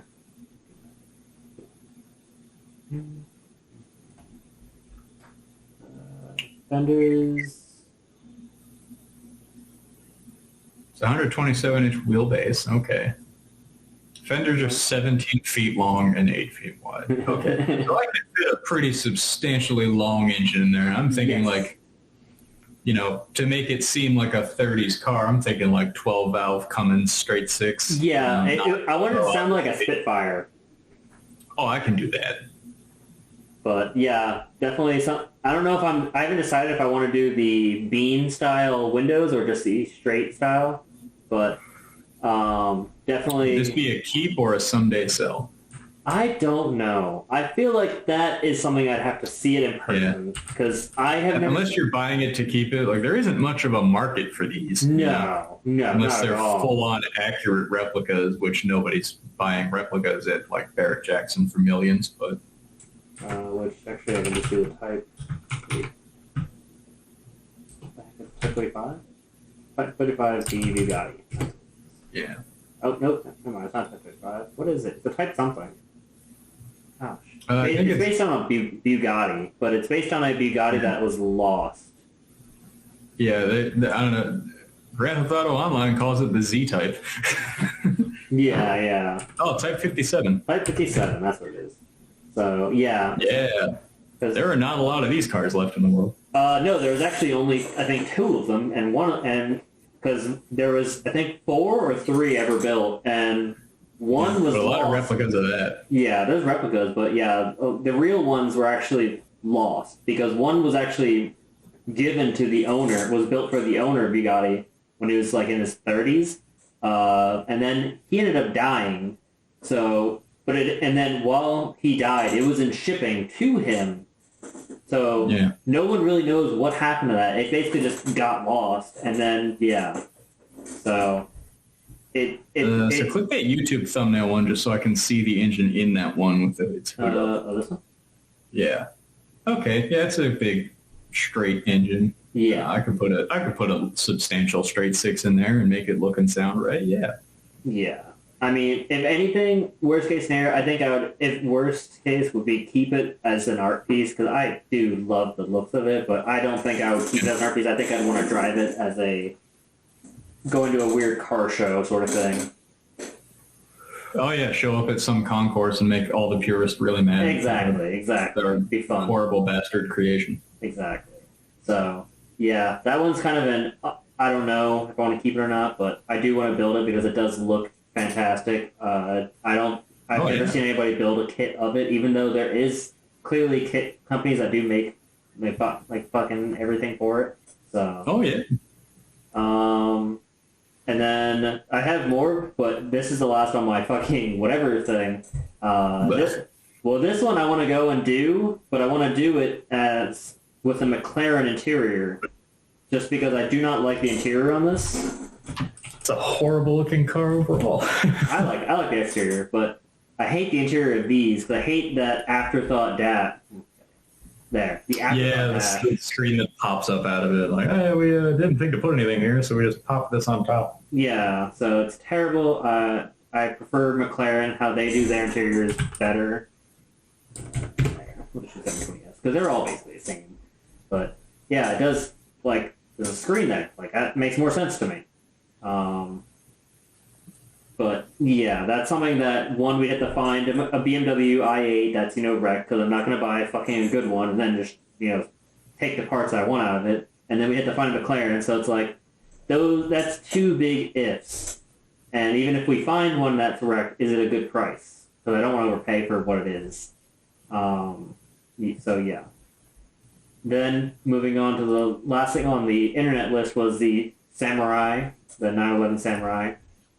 Yeah, Samurai 930 because Cyberpunk probably build that around the same time as their Cadzilla, our 6-wheel Cadillac Cyberpunk car. And, exactly. That way we can do a nice video with them.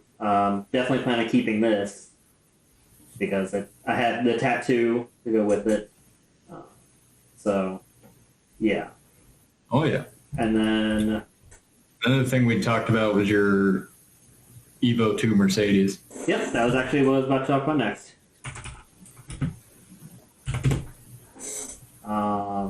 So, yep, just basically taking a 190E. You can find it for less than 10 grand. Keep it, give it the same look as an Evo 2 with the body kit, with the, but paint it red. Different colors because these only ever came in that metallic black color. Yeah, I want to do it a dark cherry red. Right there, click body kit, and let's just see what prices are for the Evo 2 body kit. Oh, they're cheap. They're cheap. You can find a lot of those. Yeah, there's somebody on YouTube building one with the Duraflex body kit. Duraflex is who made my $100 hood. So yeah, they're very cheap. kits. Yeah. So yeah, you can find a ton of them on eBay, but essentially, basically that color.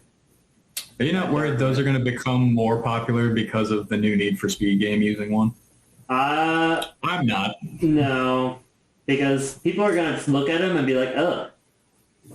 Mm-hmm. So, yeah, I want to do that and then put the turbofan rims on them. Oh, yeah, turbofans are fantastic wheels.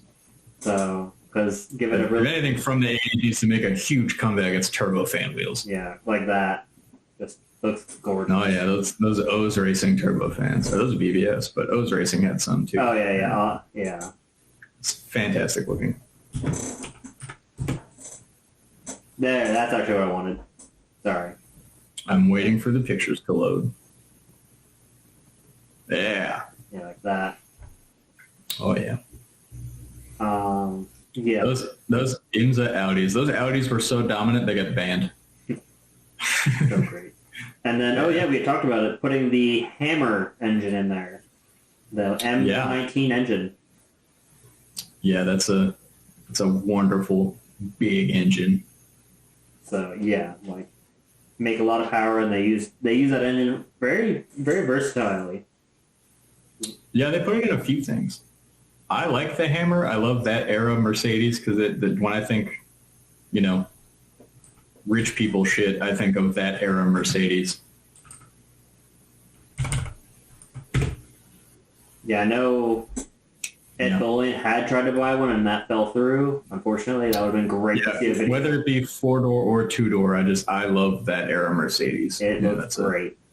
It's a fantastic. It's another Miami Vice like 80s car too. Like there were quite a few done up Mercedes in Miami Vice that various drug dealers drove. Which I love. I love so much. Oh, the aesthetic is ridiculous. Yeah, it's fantastic. The only other thing I had on your list was your winter beater Blazer, but yes, not really worth mentioning. It's just the ZR2 Chevy Blazer. Oh yeah, probably the best Chevy Blazer they ever made. Yeah, of the S10 variety, not the full size. Everybody loves the K5 full sizes, but they're ridiculous anymore. Yeah. Like $35,000 for a basket case. It's a shitty old Chevy truck. Yeah, people are weird lately. Especially like Broncos, because COVID made the market go stupid, and only certain parts of the market have ever become unstupid since then. Like, yeah, a lot of segments of the market are still stupid. They're just probably never going to go back to normal. But yeah, FCRX7s are dirt cheap. Yeah, in the States, here for some reason they're about $10,000, if not more, closer to. Yeah, no, they are like $3-4 here all day, and usually they are haggard and don't run and need a full interior. So I do want to get one of them and keep the rotary engine in it. But that's something that obviously we can find at any time. And essentially, I want to basically Initial D it because I love how the car looks in Initial D. I do like the white on it, and it would be a nice complement to go with my white FB. So. Oh, yeah. But, yeah, that is actually everything on the list because, that is a car I do want to keep. And that is, between the 3 different lists I have from my computer, my phone, and my little notebook, that is everything. Because, I was looking at building a Supra, but turning a new Supra into something like putting old body kits on it, but the wheelbase doesn't really match up, so I'd have to kind of work on that. I'm not even a big Supra fan, but I am with the Supra fans and hating the new Supra. Yeah, that's why I'd like to turn the new one into something better. Like, do what they should have done. But it would be something that would take more work, and I don't know if I actually care that much. So I know I don't. So, at some point, I'd love to get the... Somewhere in here I've got Miller's list. I'd love to get him on here at some point to talk about his list and what he wants. Chuck and Lee would be awesome to get in there and get them involved in cars too. Mm-hmm. I know they don't have as big of an interest as we do. No, I think like the GT40 kit car we build with the Raptor engine probably would be, something for Chuck. Yeah. Oh, there was something on your list we didn't talk about. There was a couple things. Which ones? Well, the 962 and then like the 956 kit cars for the IMSA Le Mans 24-hour thing. Like the 956 is a wonderful looking car. That took the top 11 out of 12 places, except for 9th at Le Mans one year because they were such a dominant race car. I took that off just because you had mentioned the other one, and it just feels like the same. So. Yeah, the 962 was also great. Yeah. Which 962, most of the images you'll get will be of the Schuppen 962, but really, just of that era prototype style cars, I have a powerful lust for, so I don't mind building as many of them as possible. So yeah, I just don't know how we'd make them all different. That's the main thing.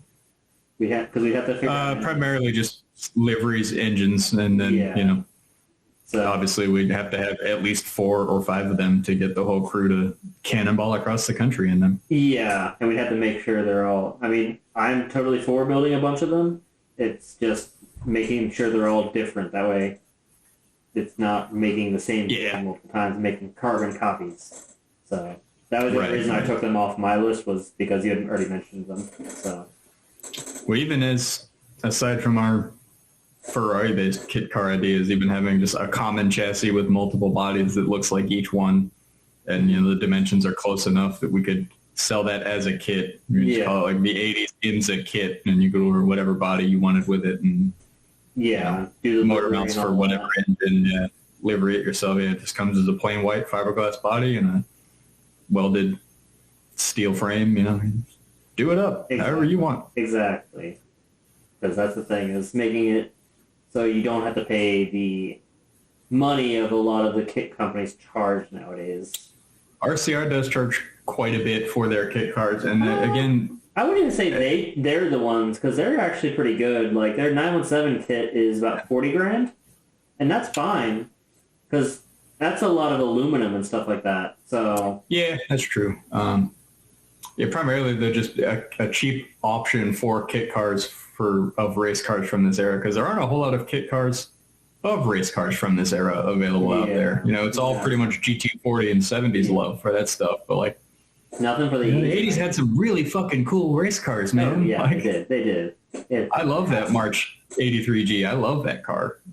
Great looking car, and because of the rules at the time, they'd all be road legal. Yeah, which is like, that's the thing. As long as we do the minor things to make them road legal, all good. Yeah, the horn and indicators and working lights and stuff. Easy day. Like, the hardest ones to do are anything that has pop-up headlights, but as we had talked about before, pop-up headlights are illegal. You just have to make it so that you can pop them up even without power to the car, basically. Yeah. Which, not terribly hard to do. It's just car companies kind of shied away from it, and now they just make every car look hyper aggressive. Mm-hmm. Which I'm not a fan of. No. I have not been a fan of cars for a long time. No, I very much feel that we peaked in the 90s and we should have gone back. Yeah, because nowadays car companies are afraid to take a risk, as shown with even Nissan, because Nissan's been making their GTR for almost 10 years now. Yeah, and it looks the same. Yeah, they announced the new one, the new version of it, but there's just some body kit stuff. Like, they didn't have to make it. They could have just been like, hey, you want to do this? But yeah, because it came out in 2013. Yeah, 2013. So it actually has been a decade now. Actually, maybe longer. Maybe longer. Yeah, wow. Okay, 2007. Sorry. The design manager was 2013 or some shit like that. Okay, so yeah, 2007. So it's been over a decade. It's been almost 15 years now. I think it's gone that long without a major design change that I know of is like the Tacoma. Yeah, like... Tacoma's been the same since like 2006. Yeah, but like that's a truck. Like I can understand that. Like a sports trucks car? don't go through a lot of design changes really, but yeah. But I don't know. Yeah. Just got to do work. Yeah. Well, the square body Chevy ran from like 73 to 93, 20 years. It's exactly the same almost. Yeah. I mean, I'm trying to think of like how long was the 930? So the 930 is the one I know that's longest, 75 to 89. So that's 14 years. The Ford Crown Vic ran for a long time. Yeah, but I was just thinking of like sports cars that like ran that long, because sports cars typically don't run that long. No, even like the Corvette, you get about 10 years on a body style and they redesign. So like the fact that they've been going for 15 years on this and they're still selling it. Yeah, the C1 was 53 to 62, C2 was 63 to 67, C3 68 to 82. That was the longest. Was 68 to 82. Because 84 to 96 was C4, 97 2004, 2005 2013, 2014 2019, and then 2020 to now. Yeah, you get like 8 years out of a Corvette before they update them. Yeah, I think the longest one is a C3, which 63 to 82. That's 14 years. Yeah, like that's a long time, but like that was also during the oil crisis, so like people were kind of afraid to make changes. Yeah. So not really in terms of project cars or kit builds or anything. But an idea I've had since the great government liquidation of the mid-2000s of all the Humvees was just like like Cletus at the Freedom Factory does his Crown Vic racing series and stuff. I'd like to do like a racing series, but just of like some off-road tracks and dirt racing of just like some spec military surplus Humvees. But obviously they're kind of expensive and super problematic, so probably like yeah, I don't know. Maybe just getting them just as like bare shells and then, putting crate 350s with automatic engines and just some reasonably comfortable suspension and some nice tires and then better seats running them. For sure. Yeah. Because those interiors are dog shit.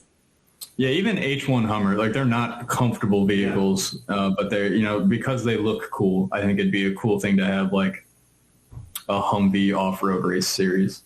Yeah, it'd be fun. But I'll do some more thinking on that and blueprint out some build ideas and stuff for that. If you can figure out the wheelbase on them, maybe you could make like just machine the metal, like the frame for them. Yeah, even just like welded tube frames. Yeah. And then just not necessarily like fiberglass bodies, but probably actually just fiberglass bodies because it's the shape you're going for. I mean, it doesn't need to be an actual Hummer. I mean, you could probably get away with doing like aluminum or something out of it though. Like they're not hard to make shapes. It's just a bunch of squares. Yeah, and I know all the military Humvees are actual steel, and the civilian H1 Hummers were all aluminum bodied. But that's you get into doing them actually metal, and then now they're going to be heavy. But fiberglass bodied, basically almost. I mean, not like circle track stock car tube frames, but like basically just one common chassis and generic Jigs 350 crate motors with auto transmissions. That way, there's no I missed a shift in the racing. But that'd be something doable. Exactly. Simple. That's what makes things cheap. That's why cars. Yeah, they also wouldn't be as heavy as Humvees, so you could actually I'm not talking like stadium super truck jumps, but like you could drive them like on a motocross course and not die. Yeah. Yeah, definitely be. Yeah. Yeah. Yeah, it was a neat thing I thought of. A lot of just little warehouse projects I thought of too, like having a rooftop pool. I just thought would be cool. Yeah. Yeah. But aside from all the expensive stuff that I want, for like, that we're going to need to like build these cars the way we want to and stuff. Mm-hmm. Yeah. Just goofy fun stuff to have at the warehouse. Like, what's on the roof? Like, we have a pool up there and like, not like not a real actual cement and rock grotto, but like a fiberglass fake rock. Like, we built a Playboy grotto on the roof of our warehouse. Jesus. It's connected to our pool. We have parties up here. Yeah, I think for that, what you'd have to do is you'd have to build an addition onto the warehouse. So that would, like, most warehouse roofing is made of, aluminum or some metal. Yeah, it would have to be like a purpose-built, well-supported roof. Yeah, with some stairs and shit. But yeah, I mean, I had some things like that too. Basically, it was just, of course, what we talked about before, going and doing a nice little track on the property. That way, people can test the cars and all that kind of stuff. And then basically just, nice stuff to have, like a sauna and a hot tub and stuff like that to relax. Oh, yeah. The hot tub would be on the roof. It would be part of the pool/grotto. Exactly. Maybe underneath the waterfall. Let's not get too fancy now. But, yeah, I mean, that's the thing, is it's mainly just going to be a lot of building and just building things slowly as we go through, because as you know, like today when I put in the order for the new windshield nozzles, because on the RX-7 hood, actually I can pull up. Oh yeah, little by little, we're gonna make this Grand Canyon drop by drop.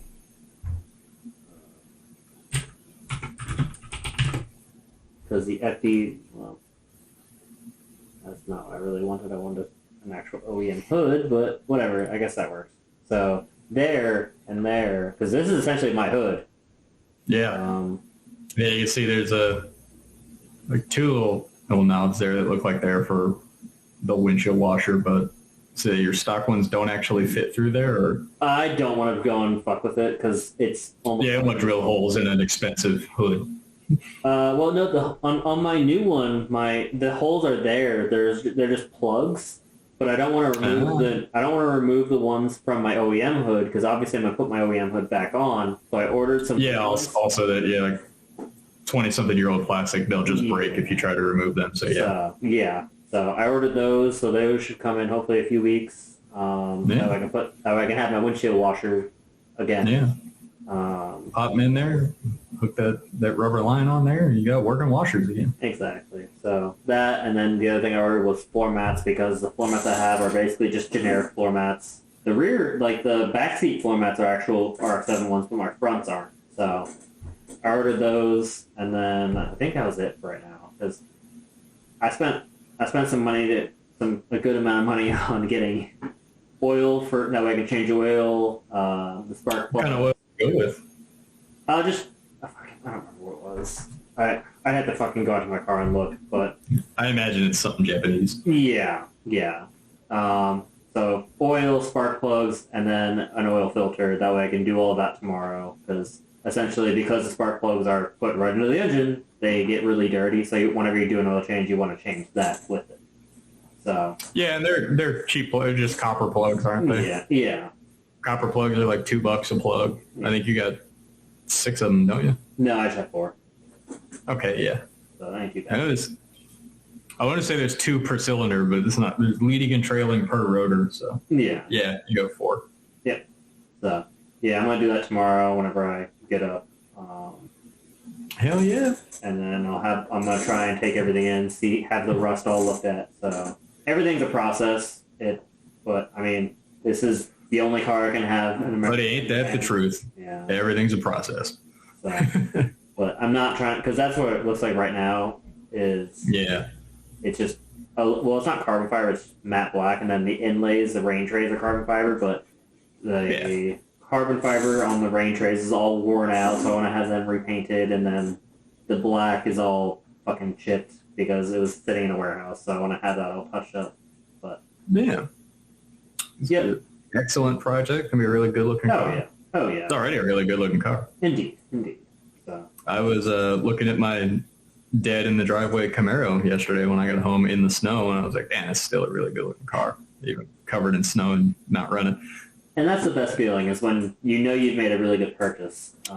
Yeah, I can't go outside and not look at it because I love the way it looks. I'm like, man, it's a really good looking car. That's a great feeling.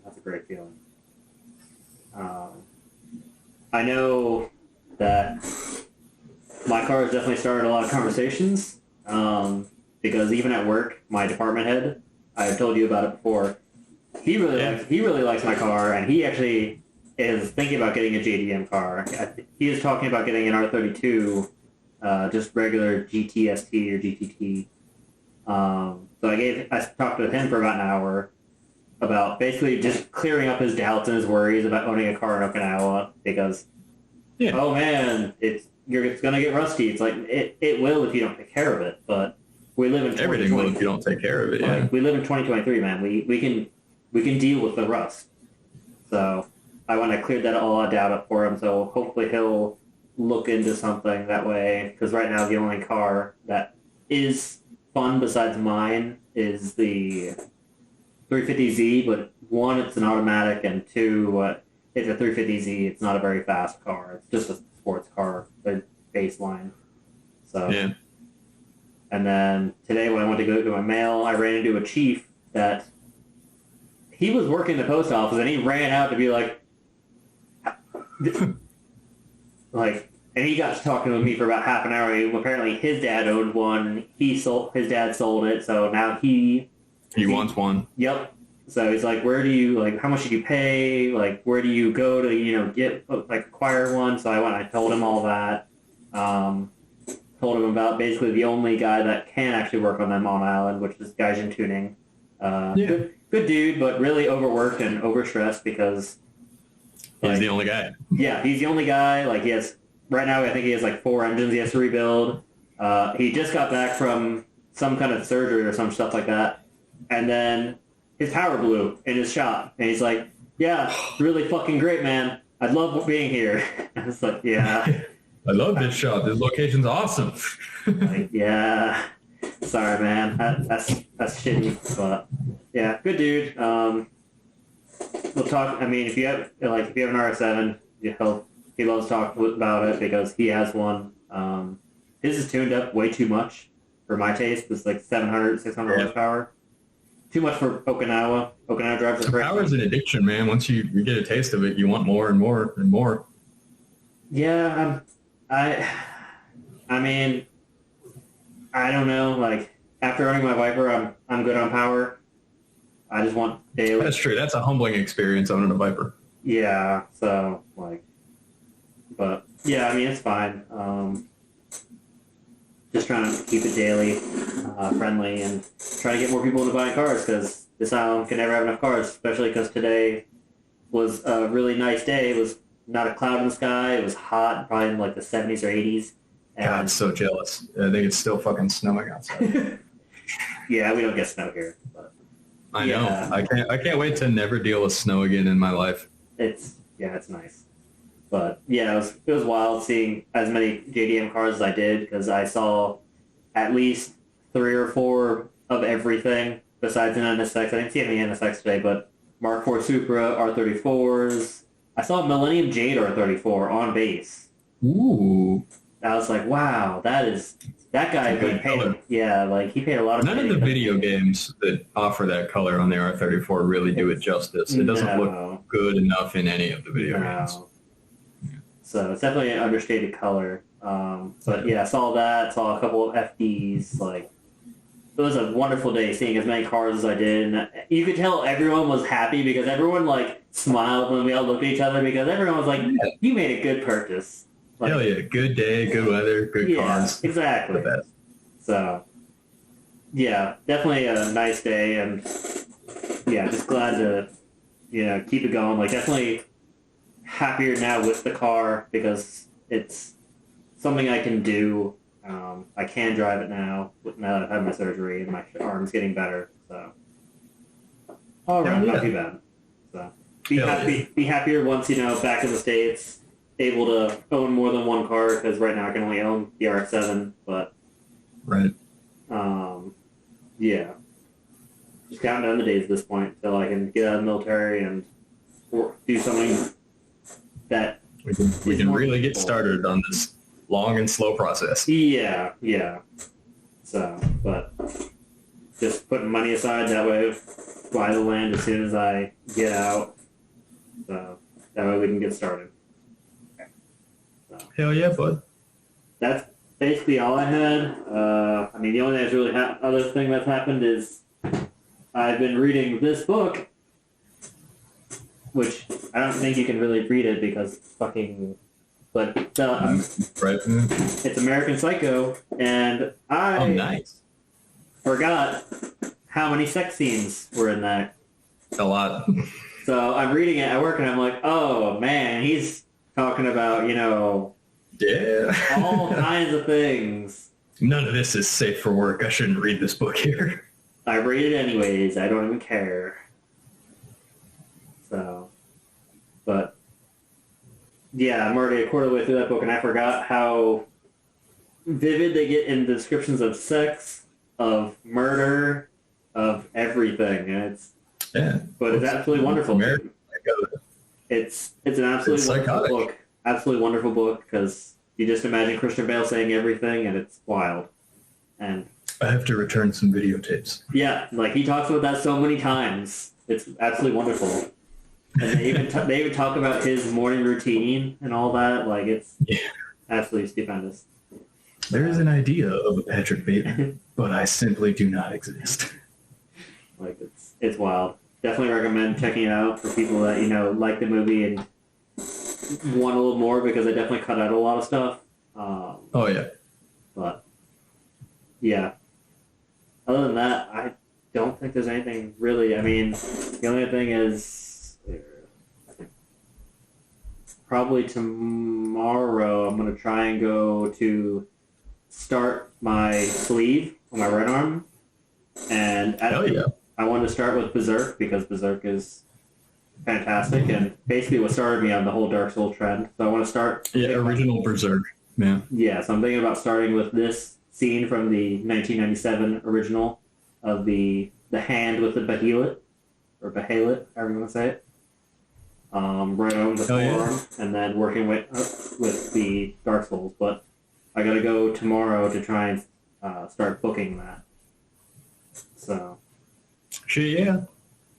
that's basically all that's gonna be happening tomorrow. Is just working on my car and going and trying to book a tattoo appointment. Hell yeah! Sounds like an awesome, chill, full day. Yeah. I've got no real plans the rest of today, and some plans tomorrow now. I got a job interview tomorrow. So. Nice. Hell yeah. So yeah, I'll be doing that, and probably going to get in my notebook here and actually, I don't know, sketch out some of these ideas for the warehouse that I actually have. Hopefully I can someday actually build them. Yeah. You mean like the warehouse building design, or just the like amenities to the warehouse? A little bit of both. Okay.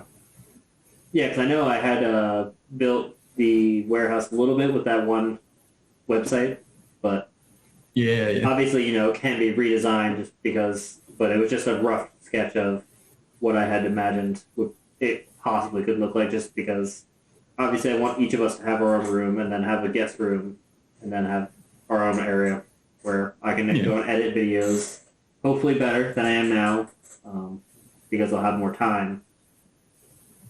So, yeah, just really getting core ideas down to what do we want where, and what room can serve more than one purpose. Yeah. Also, things like, oh, what if I put some shit on the roof? Like, well, and all the HVAC and stuff has to be outside, probably behind the building. Like, okay, well, let me figure all this out. Yeah. I mean, the main thing is definitely hiding stuff as best we can. Primarily I just like drawing. That's fair. I haven't drawn since I was a kid, so I'm going to enjoy drawing some shit. Grid paper really helps with, like, blueprints. Yeah, I'd have to get some. Not so much on blueprinting shit, just as I am, like, sketching out what I want, and then we'll figure out dimensions when we have a physical building to work with or whatever. Yeah. We can always, like, I know you want to build a building, but that is expensive. We can always start with an existing building and expand upon it, I mean, I would say, if anything, just go and buy a pre-built warehouse, and then if we need to expand it more, we can. Yeah. Because, I mean, warehouses nowadays are made to last 70 to 100 years. Oh, I'd love to find an old one, an old brick and concrete building that's substantial. Yeah, the main problem is price. Finding one where we want it, finding one for the price we want it, with the acres we want, because, We're going to put a lot of shit on that land, yeah. Yeah, because that's the thing. I'm looking at buying about 20 acres. That way we have room to do things for where, Pomps can come and do stuff if he wants. The gun factory, which will be the second half of the warehouse project. Yeah. So, and then we can have a little track and all that kind of stuff. So, mainly just looking at buying land. That way we can have that 20 acres and we can work on, financing the building of the actual warehouse. But yeah. Yep. So that'll definitely be something that we'll have to think about. But for now, I think we're probably pretty good, just because I'll probably be able to take care of the land, buying that outright, just with the investments I've made. So. Well, you and I rent a small house together. Yeah. Hopefully one with a 2-car garage. That way my Camaro and your RX-7 can be in a garage. Yeah, I mean, I'll keep the Raptor outside. It's an outside truck. Yeah. And it also doesn't fit in garages anyway. Yeah, that's the other thing, is it won't fit in most garages. So, but yeah, definitely something that we'll have to play with. I mean, fortunately, the RX-7 won't be there for a while because of shipping. So we'll have to move that from cross country, but yeah, we'll have time to, figure that whole where we live and all that kind of stuff out while we build the actual warehouse project, or have it built. Yeah. So yeah, definitely a lot to think about, but for now, we'll be all right with our combined VA disabilities, and probably for a while both of us working day jobs. So yeah, I mean, I'm going to be working in Virginia at Norfolk, so I can find work in a truck shop anywhere. Yep. So we'll have plenty of things to, some side financing to do. Even when you do end up quitting and then working full time on the warehouse project, I'll still end up working at Norfolk, just because the money's good, the benefits will be good, and then I can just keep putting money into a retirement thing. That way, whenever I do, we can continue to fund the warehouse project. Yeah.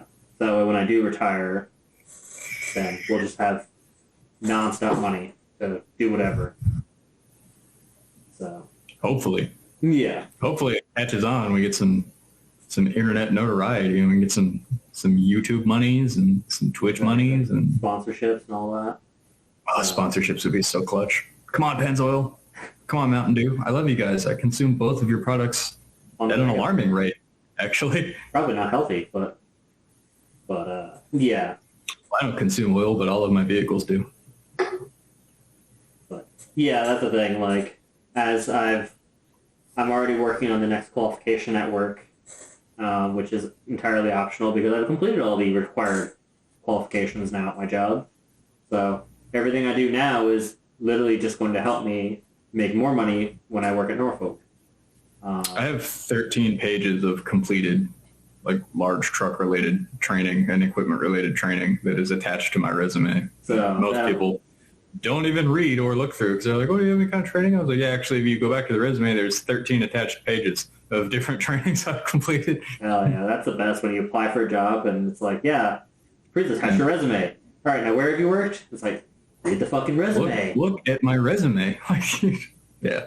Jesus Christ. But yeah, so we'll be fine for a while until we have the warehouse built, and then we can convince more of our friends to get out of the military and join into this. Yeah, exactly. That would be nice, because then we'll have more content to put out, especially if we can get Tanner or Lee. That way they can do the gun thing. I'll do the gun thing, yes. Because I have a list of guns I would like to purchase, but I do too, and I know very little to nothing about guns. Yeah, but I know Tanner and Ponce know a lot about guns. Yeah. I know in terms of the legal side of things, permits and LLCs and all that, I know Ponce knows all that shit, so yeah, we're going to need him. Exactly. So we'll definitely be able to, make some cool videos, because because me and Lee have talked about like various guns, and he's been like, yeah, you should get this because, you know, no one has one of these. And I'm like, that sounds amazing. Like, do whole videos on it for the channel. If only you would get on board, Lee. Yeah, but I understand. He has family and all that kind of stuff.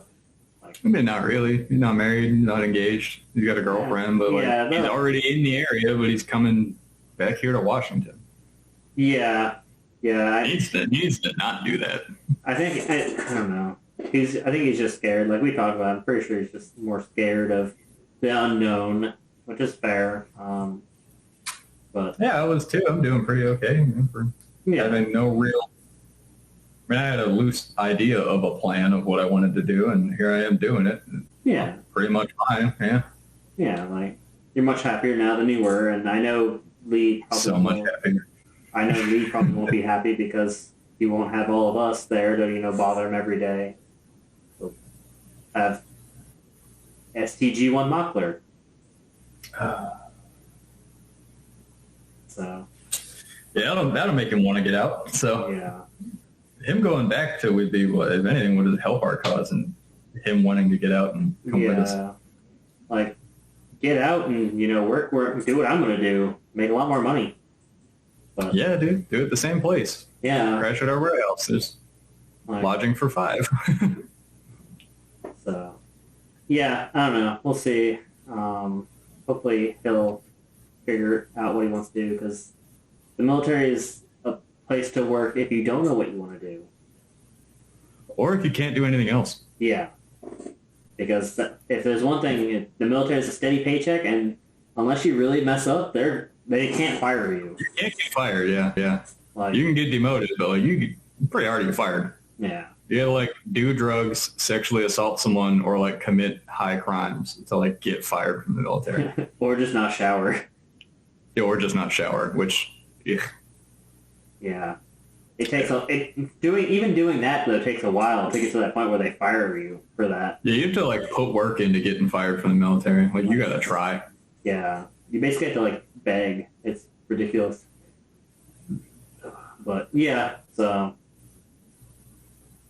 yeah, hopefully that'll happen, and then we will figure out. But yeah, we have time. Like I think we have Plenty. We have 2 years and 10 months or so till I can get out, and then yeah, really hit the ground hard running. Have a plan by then. Have funds allocated. Have an idea. Have like land parcels picked out. A building plan. Yeah, I mean, it's like a business plan for this non-business that we're going to be doing. Yeah. So yeah, that's another thing Matt and Doug talked about yesterday. Is you know how Tavares bought that salvage title P1? Yeah. He got a loan from a bank. He showed him the YouTube channel, and they're like, "Oh yeah, it's like the fastest I've ever been approved." I mean, yeah, when you have I don't know how many subscribers he has. YouTube analytics. Oh yeah, yeah, they matter. Like, I would love to be able to go and finance ridiculous cars like that. Like, obviously, we're never going to buy a car that expensive because there's nothing I want that expensive. I don't want anything like that. Yeah, I don't want to do one. Because I would. Fuck what I do with it. You can't drive that thing on the road. Yeah. Not and enjoy it. Like, no. Yeah, that's the thing. You'd be too terrified to drive it. Like, what if you scratch it? Like. It's something Ed Bolian talked about. He's like, yeah, I had, like really rare, nice cars, and it was like, I am afraid to drive these. Whereas like now he's like, yeah, I buy pretty much the worst examples I can find, because then once I do fix them up, I don't care about driving them. Yeah. It's fine. Yeah. Right on, man. Yeah. Cars are meant to be driven and enjoyed. Yeah, exactly. That's what we're all about. So, yeah, I think like at most, the most expensive car I'd want to get would be $200,000, and that would just probably be like that would probably be like the Testarossa, just because it'd be so hard to make one. Oh, we're gonna make them. It's just gonna be so difficult because like those door things are just so annoying. But yeah. But yeah, besides that, like no, because there's no Lamborghinis I'd want that expensive. It would really just be a Porsche or a Ferrari. Yeah, there's no super expensive cars that I want of like supercar hyper. Like Bandit Trans Am, like the most expensive thing I want. and it's just because of what they are now. And it's like, well, I could find a shit example and turn it into what I want. Yeah. That's fine. Yeah. I'm not building a show car. I want to build a driver and drive it. Yeah, that's like, dude, I'm trying, like, it would really just be a 930 turbo, but, like, I'd rather just make my own. Right. Because I know it'll be safer, and it won't try and absolutely, like, kill me every time I turn the car on. The 80s turbo leg that killed a lot of yuppies. So. All right, man. This was an excellent podcast. I think we talked about a lot. The 3 different recordings together. My recording completely failed, so I've got none of this. Oh, you're fine. Yeah, I'll work on it. So, but yeah, I feel like that was good. We got, a good list going. Hopefully, whenever I get my computer moved into the other room, I'll probably try and look at getting like a chalkboard. That way we can I can write some stuff down, put it on the wall. Whiteboard, something like that. So, but yeah, I'm probably going to be going to bed soon because it's almost 6 a.m. I don't know how I'm still awake. Yeah, fix that sleep schedule to align with your work. Oh. It's 1-ish. It's almost 1, so yeah, I'll be up for all day sketching and planning and reference photos of things. And that's fair. Yeah. Yeah, I mean, you got the new list, so now you can start planning out that, because a lot of the stuff I put on the updated list. I got to check in with Miller and everybody else and update their lists. Mm-hmm. Yeah, because I know for mine, a lot of them are more just doing very minor things with the cars, but you get the... These are neat projects. Everybody else is like full on, I want this car. Yeah. Mine are like things I want to build that are ridiculous and cool that will help the brand for notoriety and do neat shit. Yeah. Yeah. Yeah. Like, I feel like me and you probably have the more creative ideas, because I know Miller had talked about just wanting to get like a Toyota Chaser with the 1J. Yeah, they're pretty like simple. Yeah. Cars. 1, 2, 3, 4, 5. There's like 6 on here. And wow. I know he's really into motorcycles now, which is a thing I know a little bit about, but like you and I aren't really into, but that's a cool aspect to have. Yeah. Yeah, I mean, there's motorcycle manufacturers are on a big push where like they want car people to be into motorcycles too. So like, yeah. I mean, that's the thing, especially because like I am interested in motorcycles. I've just never ridden one because that's a terrible idea in Pennsylvania. Like the roads are not made for that. So. It's got pretty okay roads in the summertime, but like not any other time. It's not a motorcycle friendly place. No. So not unless you're 50-year-old white-haired gray-beard guy with a Harley. Like, that's about it. It's not us. So, yeah, that might be an interesting aspect, is to like showcase me kind of getting into it and learning how to do stuff with that. But oh, dude, start you out with like a Honda Grom so you learn how to ride. Yeah, and then probably thrash it a lot because I'm it's a Grom. You're supposed to. So. But yeah, I feel like Miller's is probably a lot more just, buy a car and then have it, rather than how me and you are more make this. Yeah. Like take the chassis of this car and put it with this car, but take the engine of this car. These 3 things from these cars into one that looked like this. Yeah. Like absolutely crazy. I'm a big idea guy. Which is fine. So yeah, I'll let you take care of all the fine-tuning of stuff. If you have any ideas on anything, obviously, we can talk about it in future podcasts, or I can put it... I will have got like 12 pages of just build blueprints for some of the cars you've put forward. It's fair. It is a lot. Yeah.